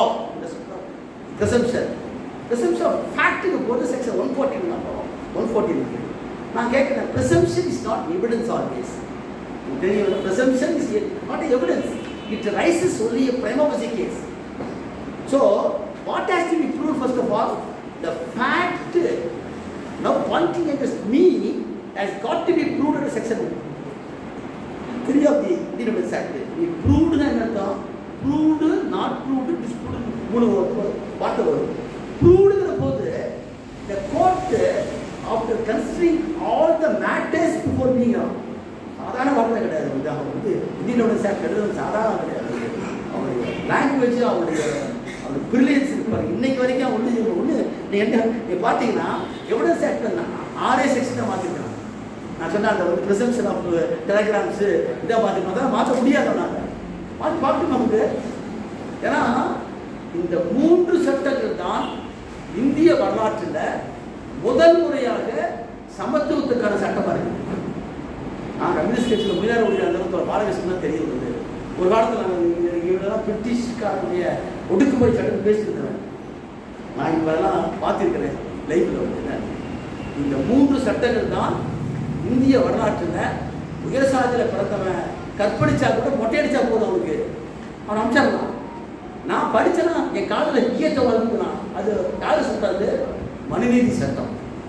மனுநீதியும் மனுஸ்கிரிப்டும் தான் இந்தியாவுடைய சட்டமாக 400 ஆண்டு கால பிரிட்டிஷ் அந்த முகலாயர்கள் வந்து நாட்டில் இருந்தான். நாட்டுக்காக மண்ணுக்காக மிகப்பெரிய ஆற்றலப்பட்டு கொடுத்தான். முகலாய சமூகத்தான் சாதாரணமான காரியம். அவங்களாம் உருவாக்கப்பட்டதான் நான் வச்சிருக்கிற கோட் லாங்குவேஜ் இப்படிலாம் உண்டு. ஆனால் கிராமத்தில் கைவிக்கிறாங்க. எத்தனையோ பேர் வந்தாங்க. இந்தியாவில் இருக்கக்கூடிய உறவு முறையில் வந்து கை வைக்கல. தமிழ்நாட்டில் ஐவேகை நிலங்கான அவங்க போகிறாங்க. எங்காவது நான் கேட்குறேன் வந்து போடுற தரம் போடுறாங்க, தரம் எல்லாம் போடுறவங்க நஞ்சை புஞ்சை இதெல்லாம் கிடையாது. தெரிஞ்சுங்க. கார்டன் பாலிஷ் பிரபுக்கு வரான். இந்தியாவுடைய நில உறவுமுறையை பார்க்கலாம். இந்த நில உறவுமுறை நம்மளுக்கு பூரா ஐவேகை நிலம் தான். புத்தர் காலத்தில் land was common. everybody can occupy and cultivate the land. நீங்கள் அடிவாரம் மேல்வாரம், குடிவாரம் மேல்வாரம் தான். அப்போ நீ ஆக்கிரமி பண்ணினா அதுக்குரிய வரி தரணும். அந்த வரியில் தொடங்கிட்டாங்க போராட்டம், கட்டபொம்மனுடைய போராட்டம். அதாங்க ஜிஎஸ்டி. இப்போ அந்த போராட்டம் தான் ஜிஎஸ்டி. இன்னைக்கு தமிழ்நாட்டு உரிமை பூரா தூக்கி அப்படி அவங்க சொன்ன வார்த்தை பாருங்க. ஒரே நாடு, ஒரே தேசம், ஒரே மொழி, ஒரே வரி, ஒரே தேர்தல். இந்த இலக்கை பூரா அப்படி சுற்றி பார்த்தீங்கன்னா கொண்டாந்து அப்படி நிறுத்துறாங்க ஒரு முடிவெடுப்பாங்க. அப்போ இந்த சட்டத்தில் கொண்டு வந்து உறவு முறைகளை கூட தெரிஞ்சுக்கிட்டே உடைக்கலாம், படசை உடைக்கலாம். இங்கே தமிழ்நாட்டில் ஐவிக நடந்தான். நெய்தல் முல்லை இப்போ இருக்க போகிறாங்க. இந்த இருந்தோம். காட்டுக்குள்ள இருப்பான், வேடனாக இருப்பான், அவன் கீழே விடுவான். அது காடாக இருக்குது. காட்டை உழுது விதைச்சானா அதே வந்து இங்கே வருதமாயிடும். அது இதாக போச்சுன்னா பாலைவனம், அப்புறம் கடல். அற்புதமான வாழ்க்கைக்கு வச்சுருந்தான். அதான் அவன் கீழடியில் பார்த்துருப்பான் வாழ்க்கையில். ஆனால் நம்முடைய வரலாற்றையே உடைச்சு அதை நாசமாக்கி அதை வந்து மாற்றத்துக்கான 2000 வருஷமாக உருவாக்குவாங்க. கிமுவில் வந்து 3ஆம் நூற்றாண்டு துவங்கி கிபியில் 9ஆம் நூற்றாண்டு புத்தர் காலம் வரைக்கும் கீழே இருந்தாங்க. சத்திரனுக்கு கீழே இருந்தவங்க பார்ப்பார்கள். வேதம் பண்ணுவாங்க. அவன் எப்படி அப்படியே மேலே வந்து உட்காந்து இன்னைக்கு மேலே உட்காந்து நம்மளை பூராத்தையுமே அப்படி பிரித்து வச்சுக்கிட்டான். அதை தான் அம்பேத்கர் வந்து கிரேடட் இன்இக்வாலிட்டி சொன்னார். சட்டத்தில் பார்த்தோம்னா நான் யாரும் இங்கே வந்து நான் சொல்ல ஆய்வுபூர்வமாக பேச போகிறாங்க. வந்து மார்க்ஸ் சொல்கிறாரு டிவிஷன் ஆஃப் லேபருங்கிறார். Division of labour is basis. Class struggle history is history of class struggle தான் தொடங்கி கம்யூனிஸ்ட் கட்சி அறிக்கலை இது. ஆனால் இந்தியாவில் என்ன கிடையாது. அதை ஆய்ந்து பார்த்து சொல்கிறாரு Ambedkar. It is not a division of labour, it's a division of labourers.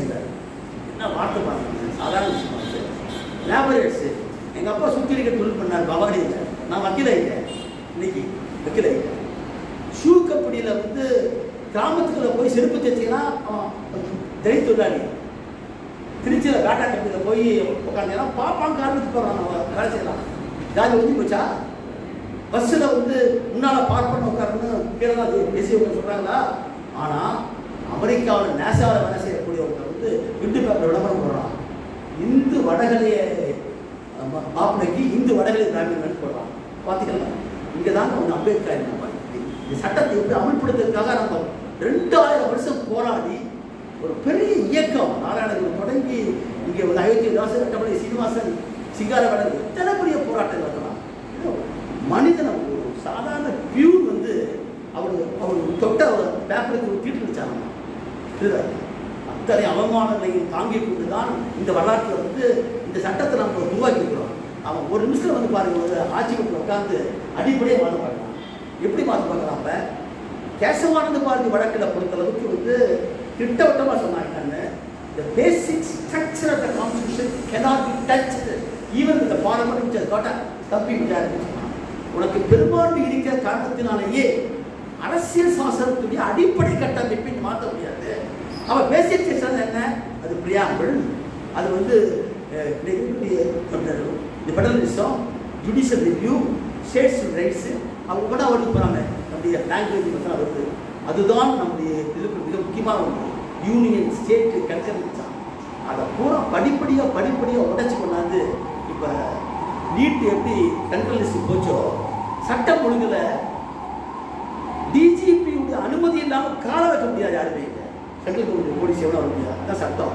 இப்போ யுஏபிஏ இருக்கிற ஒரு சட்டத்தை வச்சுக்கிட்டு ஒரு சாதாரண இன்ஸ்பெக்டரு மதுரைக்குள்ளார வந்து நம்ம அப்பாஸ் சொல்லக்கூடிய நம்முடைய ஜூனியர் தான் அவர் வந்து அற்புதமான ஒரு இவர் கூட எந்த கேஸில் வழக்காடுனாரோ அந்த கேஸில் அக்யூஸ் ஆகி நான் உடுப்பு வச்சுப்பாங்க.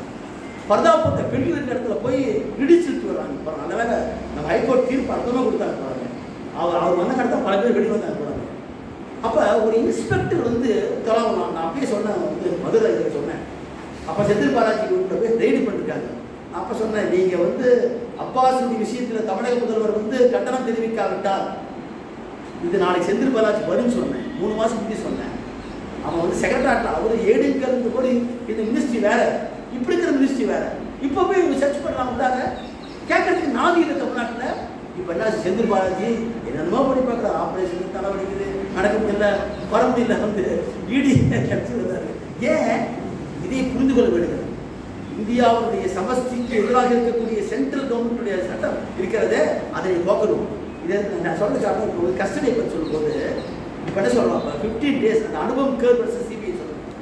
இப்போ என்ன சொல்லலாம், சிதம்பரம் தெரியும், சிதம்பரம் தான் இதை கொண்டு வந்தவர். இன்னும் கொடுமை என்னன்னா 2019ஆம் ஆண்டு இந்த யுஏபிஏ திருத்தம் பண்றாங்க பார்லிமெண்ட்ல. அப்ப திருத்தம் பண்ற போது ஆதரிச்ச கட்சி ஆதரிப்பவருக்கு திமுக உட்பட சொல்றேன், ஆராசம் உட்பட சொல்றேன், நல்ல நண்பர் தான். நான் வந்து நாங்கள் அவர் கூட கன்சல்ட் பேசுகிறேன், அடிக்கடி பேசுகிறேன். அவருடைய கட்சி உட்பட டெரரிஸ்ட்ங்கிற போது டெரரிஸ்ட் ஆர்கனைசேஷன், டெரரிஸ்ட் கேங், இதுக்கு மேலே பேண்ட் ஆர்கனைசேஷன் அப்படி வச்சிருக்காங்க. இப்போ இண்டிவிஜுவல் டெரரிஸ்ட் பிளான் பண்ணி கொண்டு வராங்க. இண்டிவிஜுவல் டெரரிஸ்ட் என்ன சொல்லலாம், நான் வீட்டுக்கு போகிறதுனால என்னை பிடிச்சி உள்ளே போட முடியும் நான் நினச்சாங்க, முடிவு பண்ண முடிச்சு செஞ்சுவாப்புல எல்லாம் வேணா வந்து மீட்டிங் பேசி அவங்க வந்து எழுதிக்கிறாங்க. வந்து நான் பி சிதம்பரம் வந்து இதில் காரணமானாங்க. 2008 கொண்டாடுவரே அவர் தான் சேர்ந்து சட்டத்தை பண்ணவர். கடைசியில் அவரே என்ன தெரியுமா, ஈடியில் 108 நாள் பெஞ்சில் படுத்துள்ளாராம். அப்போதான் முதுகுடி சரியாக முடிச்சுட்டாங்க அவருக்கு பி சிதம்பரம். ஏன்னா அவர் இப்போ மெத்தையிலே படுத்துறது, இந்த மாதிரி படுத்தா தான் முதுகுடி போகணும் அவருக்கு தெரியல. பாவம் 108 நாள் வந்து உள்ளுக்குள்ளா இருந்தார். அந்த ஜட்ஜன் படிச்சுப்பாங்க, ஜஸ்டிஸ் பாலபதி ஜட்ஜ்மெண்ட் மாதிரி வச்சிருப்பாங்க. ஏன் நான் the accused is not cooperating with me இந்த இன்வெஸ்டிகேஷன் தான். ஆர்டிகல் 20 சப்ளாஸ் நமக்கு தெரியும். There is no testimonial compulsion. No accused can be compelled to give evidence against himself. The Article 20 sub-clause 3. Article 21 என்ன? No man's liberty or life cannot be deprived except the established procedures of law. So procedure except procedure established by law சொல்றது என்ன அர்த்தம்? அதுக்கான முறை இருக்குன்னு சொல்றோம். It is not a due process of law. Constitutional Assemblyல வந்து ஒரு நாள் டிஸ்கஸ் பண்ணாங்க. Due process of law போடுறதா except procedure established by law போடுறதா சொல்லி பேசினாங்க. அப்படியெல்லாம் உருவாக்குற சட்டத்தில் இவர்கள் வந்து யாருக்காக செய்யலாம், இந்த ஸ்டேட் யாருக்காக, அதான் முக்கியம். இந்த constitutionally India is a secular country, constitutionally India is a sovereign country, constitutionally India is a socialist country. அதான் 46 அமெண்ட்மெண்ட்டு. ஆனால் அதையே அடிப்படையை தூக்கி ரிசர்வேஷன் 10% எக்கனாமிக் பேக்வர்ட்ஸ் கொண்டு வந்து முடிச்சு போச்சா கதை உங்களுக்கு அப்படின்னு பாருங்க. அதை அப்போல் பண்ணுறாங்க, அது சுப்ரீம் கோர்ட். அது மட்டுமல்ல, பாபர் மசூதி இடிப்பு என்பது சாதாரணமான காரியம். இந்தியாவில் நடந்திருக்கிற 2 பயங்கரவாதம் என்று சொன்னால், முதல் பயங்கரவாதம் உலகமே ஏற்றுக்கொண்டிருக்க ஒரு மாமனிதன் காந்திஜியை சுட்டுக் கொண்டது. அவங்க அவரும் ராமா தான் சொல்றாரு, இவரும் ராமா தான் சொல்றாரு. அவரும் இங்கே தான் வச்சிருக்காரு, இவரும் இங்கே புத்தகம் வச்சிருக்காரு. சுடப்பட்ட போது ராமாயணமாக தான் சொல்றாரு. அவர் சுட்டவங்க வந்து ராம்நாத் பாயிங்க சொல்லக்கூடிய கோட்ஸே தெளிவாக சொன்னான். 150 பக்கம் அவனுடைய ட்ரையலில் வந்து சில கேள்விக்கு அவன் பண்ணி சொல்கிறான். It did not engage any council. ரொம்ப தெளிவாக அவனை பிளான் பண்ணி வந்து அனுப்புகிறாங்க. சாவர்கார் எவிடன்ஸ் இல்லைன்னு தான் போனாங்க தவிர nobody can say is not accused தான். நெதர்லாண்ட்ஸ் இருக்கிற துப்பாக்கி எப்படி கிடைச்சது, அவையில் அது கிடைச்சது யாரால முடியும்? இதெல்லாம் ஹிஸ்ட்ரியை படிச்சுன்னா தெரிஞ்சுக்கணும். இப்படி நம்மளாம் அவையில் படிக்கணும். அப்படி மீண்டும் காந்திஜி ட்ரையல் என்னன்னு படிக்கணும், வேர்ல்டு ஃபிடல் காஸ்ட்ரோட ட்ரையலை படிக்கணும், டிமிட்ரியோட ட்ரையலை படித்தா தான் தெரிஞ்சுக்க முடியும். நாம் இன்னைக்கு இருக்கிற சூழல் அதுக்கே போல ஃபஸ்ட்டு வந்து காந்தியை சுட்டுக்கு 5 முறை ட்ரைன் பண்ணி சுட்டுக்கலாம். உலகமே பார்க்கலாம். ஏன்னா இப்படிப்பட்ட ஒரு மனிதன் ஆல்பர்ட் ஐன்ஸ்டீன் சொல்கிறான், இன்னொரு தலைமுறை வரும் என்றால் இப்படிப்பட்ட ஒரு மனிதன் ரத்தமும் சதையுமாய் இந்த பூமியில் நடந்தால் நம்ப வைப்பான்னு சொல்கிறான். ஒரு மனிதன் ஒரு காலத்தில் அவர் சனாதனத்தை ஏற்றுக்கொண்டிருந்தவர், ஒரு காலத்தில் சாதி முறையை ஏற்றுக்கொண்டிருந்தவர், வர்ணாசிரமத்தை ஏற்றுக்கொண்டிருந்தவர், தீண்டாமை மட்டும்தான் இருந்தார். என்னைக்கு செகண்ட் ரவுண்ட் டேபிள் கான்ஃபரன்ஸில் வந்து உட்காந்து இரட்டை வாக்குரிமை கோரினார் அம்பேத்கர் கோரினார். அவன் ஒத்துக்கிட்டான். போறாங்க ஒத்துக்கிட்ட காரணம் என்ன? நீ சுதந்திரம் வாங்கிட்டு போயிருப்பா, எனக்கு இந்த சுதந்திரம், நான் காலங்காலமாக மலம் கடிக்கிற குப்பைகளுக்கு பதில் சேரியில் மாற்றிக்கிறேன், என்னுடைய மகன் அப்படியே தான் இருப்பான். அது இரட்டை வாக்குரிமை இருந்தால் தான் என்னுடைய மனிதன் மனிதனாக வந்து கேட்டார். ஆனால் எரோடா செய்யக்கூடிய காந்தி உண்ணாவிரதம் இருந்தார். அவருக்காக உண்ணாவிரதம் இருந்த போது அப்பேற்பட்ட ஒரு மாபெரும் தலைவர், ஒரு நாட்டுடைய தலைவர்களை போய் மதிச்சு போய் பார்த்தா வந்து பேசுகிற போது தான் அந்த பூனா பேக்ட் இருந்தது. அந்த பூனா பேக்டினுடைய எஃபெக்ட் பாருங்க. எப்படி அம்பேத்கர் டிராப்டிங் சேர்மன் போட்டாங்க. பாம்பேல தோற்கடிக்கப்படுறாரு. கிர்லிங்காம் சங்கம் பெரிய சங்கம், அவர் தனியாக சங்கம் இருக்கிறாரு. ஏன் இருக்கிறாருன்னா கம்யூனிஸ்டுகள் மேடையில் பேசுகிறாங்க, சோசியலிஸ்ட் பேசுகிறாங்க. ஆனால் தொழிற்சங்கத்துக்கு உள்ளே போனால் அங்கேயும் தலித்துக்கு டம்ளர் தனியாக இருக்குது, இங்கே தனியாக இருக்குது. ஏன்னா நாயகன் நீங்கள் எப்படியே வச்சுக்கிட்டு கேட்குறாங்க, தனியாக சங்கம் இருக்கிறாரு. அப்போ அவரை வெற்றி பெற வச்சு யாரு? வெஸ்ட் பெங்காலுக்கு இஸ்லாமிய பெருமக்கள் தான் வெற்றி பெற வச்சு அனுப்பிச்சாங்க. ஆகவே தான் பின்னால் அவரை டிராப்டிங் சேர்மன் போடுறாங்க. யாரு? காந்திஜியுடைய ஒப்புதலோடு நேரு போடுகிறார். இதெல்லாம் வரலாறு போறாங்க. காந்தியும் அம்பேத்கர் எழுத்து வைப்பாங்க பேர். வரலாறு நல்லா படிச்சது தெரியும். அவர் ஒரு செட்டியார். யார்? காந்தி. அவர் வியாபாரி, வியாபாரத்துக்காக படிக்க போறாரு, வராரு. 20 ஆண்டு கால சவுத் ஆப்பிரிக்காவில் வக்கீலா இருந்து அவர் செஞ்ச ஆற்றுற போது தான் பாலமுருகன் என்ற தமிழ் தொழிலாளருடைய வழக்கை கட்டுறாங்க. பிள்ளையார் வள்ளியவை பற்றி பேசுறாரு, தமிழை கேட்டுப்படுவார்கள். டால்ஸ்டாய் பற்றி படிக்கிறார். அபார்த்தீட் என்பதை தானே அனுபவிக்கிறார். போறாங்க. அது 20 ஆண்டுகள் வாழ்க்கைக்கு பிறகு தமிழ்நாட்டில் தான் தெரியுது. ஒருத்தர் கோபத்துக்கு வேலை செஞ்சுக்கிறான். யாரப்பான்னு கேட்டால் ஏன் இப்படி இருக்கிறான்னா அதாங்க உடையே இருக்கிறார். அன்னைக்கு தான் ஸ்போர்ட்ஸ் கட்டியிருக்கார். தன்னுடைய வாழ்க்கை அனுபவத்தில் இந்த சாதி முறைக்கு எதிராக நின்ற பெருமை இந்த காந்திக்கு உண்டு. அவருடைய வந்து சபர்மதி ஆசிரமத்தில் யார் வேலை செய்தாரோ அவருக்கு தான் வேலை. அதை விட மிக முக்கியமான ஒன்று, மரத்தை வந்து அவன் மரத்தை அவனை தூக்கி போட்டு சொல்றாரு. போறாங்க. இன்னைக்கு நாங்கள் 2014 கொடுத்துருக்க சட்டத்தை அன்னைக்கே கொண்டு வந்தார். கடைசி கட்டத்தில் செய்வார்னா தலித் எல்லாம் திரும்ப செஞ்சா தான் வருகை வருவீங்க. ஆகவே தான் கோட்சே சொன்னால் நீதிமன்றத்துக்கு முன்னால கீதையை படித்தேன், காந்தியை சுட்டிருக்கிறார். வார்த்தையை பாரு, யாருமே படிச்சிருப்பாங்க. அது படிக்கணும். அப்படியே இன்னைக்கெல்லாம் தேவைப்படுது. இன்னைக்கு நம்ம வந்து ஏன் சொல்றாரு கீதையை படித்தேன் காந்தி சுட்டது ஏன் சொல்றாரு? கீதையை சொல்றான். எப்படிப்பா சொல்றது?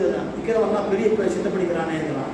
அப்போதான் கிருஷ்ணன் சொல்றாரோ, கொல்லுபவனும் நானே, கொல்லப்படுவதும் நானே, செடியும் நானே, கொடியும் நானே சொல்றது. கடைசியாக வருணங்களை படைத்தது நானேங்கிறான். அப்போ கடவுள் படைச்சிருக்கிற வர்ணத்தை நீ எப்பறம் மாற்ற முடியல? இவனுக்கு இதுதான் தொழில். மனத்தை தூக்குறதான் தொழில் வச்சிருக்கும் போது அவனை எப்பறம் நீ வந்து வக்கீலாக்க பார்க்க முடியலையே என்றுதான் சுட்டேங்கிறான். இஸ்லாமிய மக்களுக்கு கொடுக்க வேண்டிய உரிமை மட்டும் அவர் சொல்றார். அவர் ஒட்டுமிக்கா மட்டும் போராடுற இதையும் சொல்றது. கடைசியாக அது சுட்டா. அதான் முதல் பயங்கரவாதம்.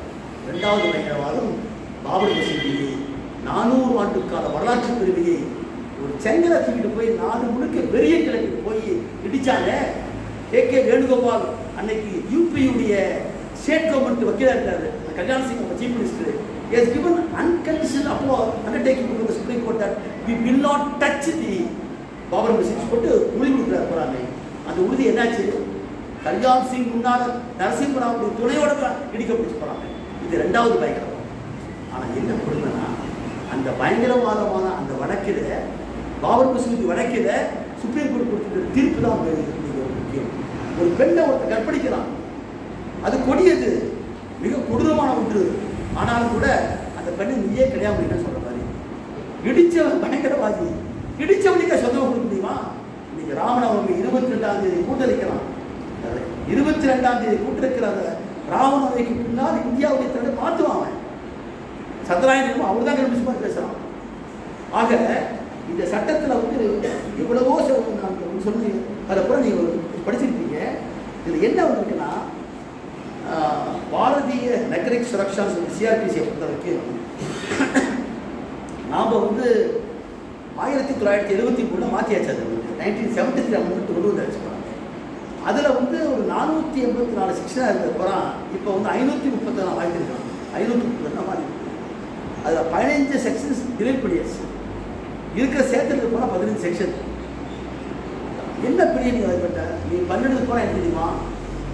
ஒரு சென்ட்ரல் கவர்மெண்ட்டுக்கும் போலீஸுக்கும் பவர்ஸ் கொடுத்துருக்க நேரம். அதான் மிக பெயில் பாண்ட்ஸில், பெயிலில் அல்லது வந்து போலீஸ் கஸ்டடியில் இதெல்லாம் வந்து போலீஸ் மீண்டும் எவ்வளவு வேணாலும் ஒருத்தருடைய வந்து பொய் வழக்கை உறுதிப்படுத்தி விட்டாங்க கொடுத்துருக்க போகிறாங்க. பாரதிய நியாய சங்கீதா கேஸு ஐபிசியை பொறுத்தளவுக்கு நீங்கள் பார்த்தீங்கன்னா இன்றைக்கு வந்து ஏற்கனவே அவங்க அந்த செக்ஷனை வந்து என்ன மாற்றம் பண்ணிருக்காங்க போட்டு தெளிவாக பார்த்தீங்கன்னா அது வந்து நம்ம முக்கியமாக பார்க்க வேண்டியது. அதையும் ஒரு பாயிண்ட் நாங்கள் வந்து முடிக்காது. அது எனக்கு ஒரு 511 செக்ஷன்ஸ் நம்ம வந்து ஐபிசியில் போகிறோம். அதில் 358 செக்ஷன் இப்போ நீக்கம் பண்ணது ஒரு 39 செக்ஷன்ஸ் நீக்கம் பண்ணிருக்கலாம். ஆட் பண்ணுறது கேட்டீங்கன்னா 16 செக்ஷன்ஸ் போகிறோம். இதுதான் நீங்கள் முக்கியமாக பார்க்க வேண்டியது. பார்த்தீங்கன்னா அந்த 48வது பிரிவு புதுசாக வந்துருக்கிறது. ஏன்னா படிக்க போய் நல்லா வந்து நான் உள்ளே போய் சொல்ல விரும்புகிறேன். அபார்ட்மெண்ட் கமிஷன் இங்கே apartment by the person who is outside the land. இந்த நாட்டிலிருந்து வெளிநாட்டுக்குள் இருக்கக்கூடிய ஒருத்தன் இந்த நாட்டுக்குள்ள ஒரு தூண்டுதல் பண்ணால் அவன் கொண்டு வரலாம் சொல்கிறாங்க. இது யாருக்காக? இது எக்ஸ்ட்ராடிஷன் ஆக்ட் முக்கிய இருக்குது, நமக்கு இருக்குது. எக்ஸ்ட்ராடிஷன் ஆக்ட் நமக்கு தெரியும். எக்ஸ்ட்ராடிஷன் ஆக்டில் இங்கே தப்புப்பட்டு ஒருத்தருக்கு அங்கே போயிட்டான்னா எக்ஸ்ட்ராடிஷன் ஆக்ட் டிடி இருக்கும். அல்லது நான் ரெட் கார்டர் நோட்டீஸ் வாங்கி அவனை தூக்கிட்டு வந்த வாங்க. இன்னைக்கு வரைக்கும் மல்லையா 8000 கோடியை திருடிட்டு உட்காந்துக்கிறான். அவனை கை வைக்க முடியல. இன்னொருத்த நிரவ மோடி பிஜேபி மினிஸ்டர் போய் சொல்லிட்டு தான் போறாரு. இன்னைக்கு வரைக்கும் பிடிக்க முடியல. யாரெல்லாம் இந்த நாட்டினுடைய பொருளாதாரத்தை வளர்த்தி வங்கி கொள்ளடிச்சு போனானோ அவனை கை வைக்க முடியல. ஆனால் எவனெல்லாம் போராடுகிற மக்களுக்கு போராடணும்னா அவனை பிடிச்சி வைக்கிறதுக்காக இந்த செக்ஷன் கொடுக்குறான் 48. அதே போல் ரொம்ப மோசமான வந்து ஆர்கனைஸ்டு கிரைம். அது பாருங்கள், ஆர்கனைஸ்டு 2ஆக பிரிக்கிறான். இது எல்லாமே எதுக்காகனா இந்த நாட்டில் இருக்கக்கூடிய போராட்டங்களை தீவிரவாதம் பயங்கரவாதம் என்ற பெயரில் அவங்கள பூரா பிடிச்சி உள்ளே வச்சுருந்துச்சுன்னா முடிச்சு வச்ச கதை வெளிவர முடியாது போல பெயர் முடியாது. அதுக்கு வந்து இன்றைக்கி அவன் போட்டுக்கிறதுனா 111வது பிரிவு 112வது பிரிவு ஒன்று ஆர்கனைஸ்டு கிரைமு, இன்னொரு பெட்டி ஆர்கனைஸ்டு கிரைம். என்னையா அது புரியவே மாட்டேன். ஆர்கனைஸ்டு 147 பற்றி படிச்சிங்கன்னா common object, common intention under section 34 is not a directly an offensive. The data offensive, it is only a rules of evidence da. 2 or more persons in furtherance of common intention committing an offense da section 34. Ana 147 அப்படி இல்ல. common object 149 involve பண்றது அப்படினா 141 க்கு போணும். The ingredients of 141 should be brought into the picture. இப்போ நான் SC/ST case நடத்துறேன். எப்படி அந்த கேஸில் வெற்றி பெறத்து வாய்ப்பு கிடைச்சு நீங்கள் செக்ஷன் 8 எடுத்து பார்த்தீங்கன்னா போதும். செக்ஷன் 8ல் பார்த்தீங்கன்னா 3 பாயிண்ட் தான் ப்ரூவ் பண்ண. நான் எப்பயுமே என்ன பண்ணணும், the victim belongs to scheduled caste or scheduled tribes, accused belongs to non-scheduled caste, non-ST.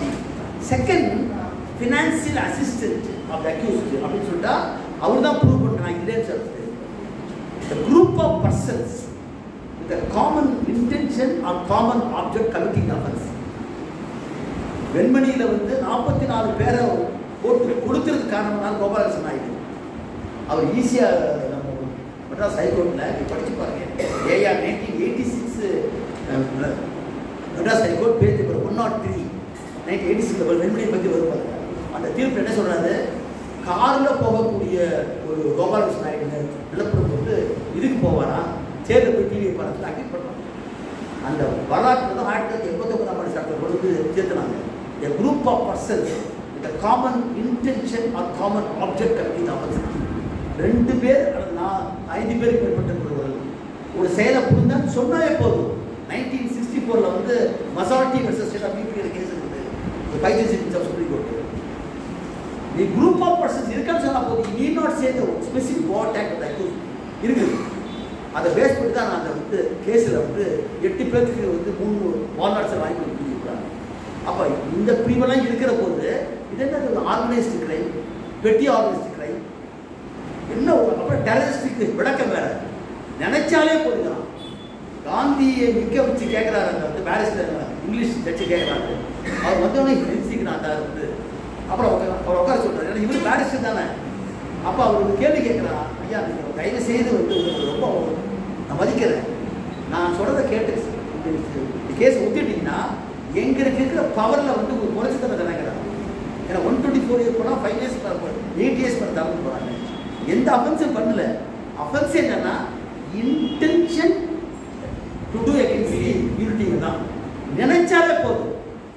It is not that you have to do something and all. So நினைச்சாலே 124 ஏ வரும். இங்கே அதே சட்டத்தை கொண்டாந்து இப்போ இதில் சேர்த்துக்கலாம், 750 சேர்த்துக்கானா இவ்வளோ மோசமான சட்டம். அப்போ அந்த போட 16 திருத்தங்களுமே மிக மோசமான ஏற்றுக்கிற முடியாத செக்ஷன். அது மட்டுமல்ல, இந்த சிஆர்பிசி ஐபிசி இதில் போறாமே அந்த எவிடன்ஸ் ஆக்டை கை வைக்க முடியறதுனால ஒரு 6 தான் பண்ணணும். சிஆர்பிசி கை வைக்கிறது எங்கே இவங்க மேலே தான் பண்ணுறாங்க. ஐபிசி எங்கே டைரக்டாக கொண்டு சிறப்பு சட்டம் இஎம்ஐ கொண்டாந்து உள்ள பூர்த்தி வச்சுக்கணும். ஆனால் விக்டிம்ஸ் ரைட் கொடுத்த பேரை வச்சுட்டா போகிறாங்க. அப்போ யாருடைய ஸ்டேட் இது corporate state, crony capitalist state இது. ஆகவே தான் ஆர்டிகல் 38 என்ன சொல்கிறோம், 38ல் 44வது திருத்தம் படிச்சு பாருங்க. The national resources should address the common man. இந்த தேசத்துடைய வளம் அனைத்துமே காமன் மேன் பண்ணணும். டு மினிமைஸ் தி இன்இக்வாலிட்டி வார்த்தை விரும்புகிறாங்க. அதை செய்ய வேண்டிய ஒரு அரசாங்கம் நாட்டை புறம் விற்கிறான். அதானிக்கு அம்பானிக்கு அல்லது விட்டு போட்டு அதை கேள்வி கேட்கணும்னு சொல்லிட்டு கேட்டதுக்காக மக்களை போராட்டிக்கு உள்ள போடுறான். நோக்கம் என்ன? இந்து ராஜ்யம், இந்து ராஷ்டிரம், ராமராஜ்யம் என்பதற்காக தான் இந்த திட்டத்தை 100 வருஷத்துக்கு மேலே போகிறவங்க இன்னைக்கு கொண்டாந்து அமல்படுத்திட்டாங்க. 2024 ஆட்சிக்கு வந்தால் Indian constitution will be a dead letter. India போயிடும். இந்தியன் கான்ஸ்டியூஷன் மாற்றிடுவான். இப்பயே மாற்றியாச்சு. பேசிக் ஸ்ட்ரக்சர் என்பதை மாற்ற முடியாது என்று இருக்கிற போதே நீங்கள் ஒவ்வொன்றா மாற்றிட்டு சொன்னால் மேலே இப்போ எப்படி பாரதிய நகரிக் சுரக்ஷா மாதிரி இந்தியன் கான்ஸ்டியூஷன் மேலே மாற்றிட்டு போகிறாங்க. அது இங்கே இருக்கக்கூடிய வழக்கறிஞர்கள் ஒரு பொறி தீர்த்து வச்சிருக்கீங்க. நான் பதிவுப்படுறது ஈரோடு தான். எங்கள் சீனியர் தமிழ்நாடுனா விஸ்வநாதன் தான் படம் எடுத்தாங்க. அது டெல்லி வரைக்கும் இப்போ நாம் போராடுறோம். நம்ம வழக்கறிஞர் என்றைக்கு வழக்கறிஞர்கள் அம்பேத்கர் தான் சொல்கிறாங்க. ஒரு நாட்டில் ஏன் இன்ட்ரெஸ்ட் கைவிடுறாங்க அவங்களுக்கு தான் தெரியும். இந்த விஸ்டம் சொல்கிறது, விஸ்டம் ஆஃப் எக்ஸைஸ் சொல்லல. ஒரு நாட்டினுடைய முன்னேற்றத்திற்காக யாருக்கு பார்ப்பான். ஏன் வரலாறு சொல்கிறான். சுவாஜ் பத்ராஜ் வரலாறு போகிறான். அமெரிக்காவில் படித்து ட்ரைபலுக்காக ஒப்பந்தம் போகிறான். சோனிபாவை போகிறான். சாம்சாமி போகிறான். இவர்கள் தான் இந்த சமூகத்தினுடைய முன்னேற்றத்திற்காக எதிர்காலத்தை கண்டுபிடித்து சொல்லப்படுகிறது. ஆகவே அவங்க பூரா பிடிச்சி உள்ள போகிறாங்க. அதற்கான சட்டமாக ஒப்பிருக்கிறது. இது இறையாண்மை மிக்க மக்களுக்கு எதிரானது, இறையாண்மை மிக்க ஒரு சமத்துவத்துக்கு எதிரானது, இறையாண்மை மிக்க ஒரு சமயசார் தன்மைக்கு எதிரானது, எல்லாவற்றையும் கூட்டாட்சிக்கு எதிரானது. ஆகவே இவர்களை எதிர்ப்பதில் வழக்கறிஞர்கள் முன்னால் இருக்கிறது கேட்கிறது.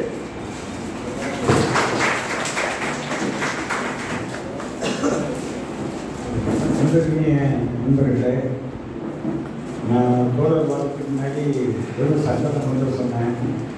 தோழர் தொகுத்து இந்த கிரிமினல் சட்டம் என்பதே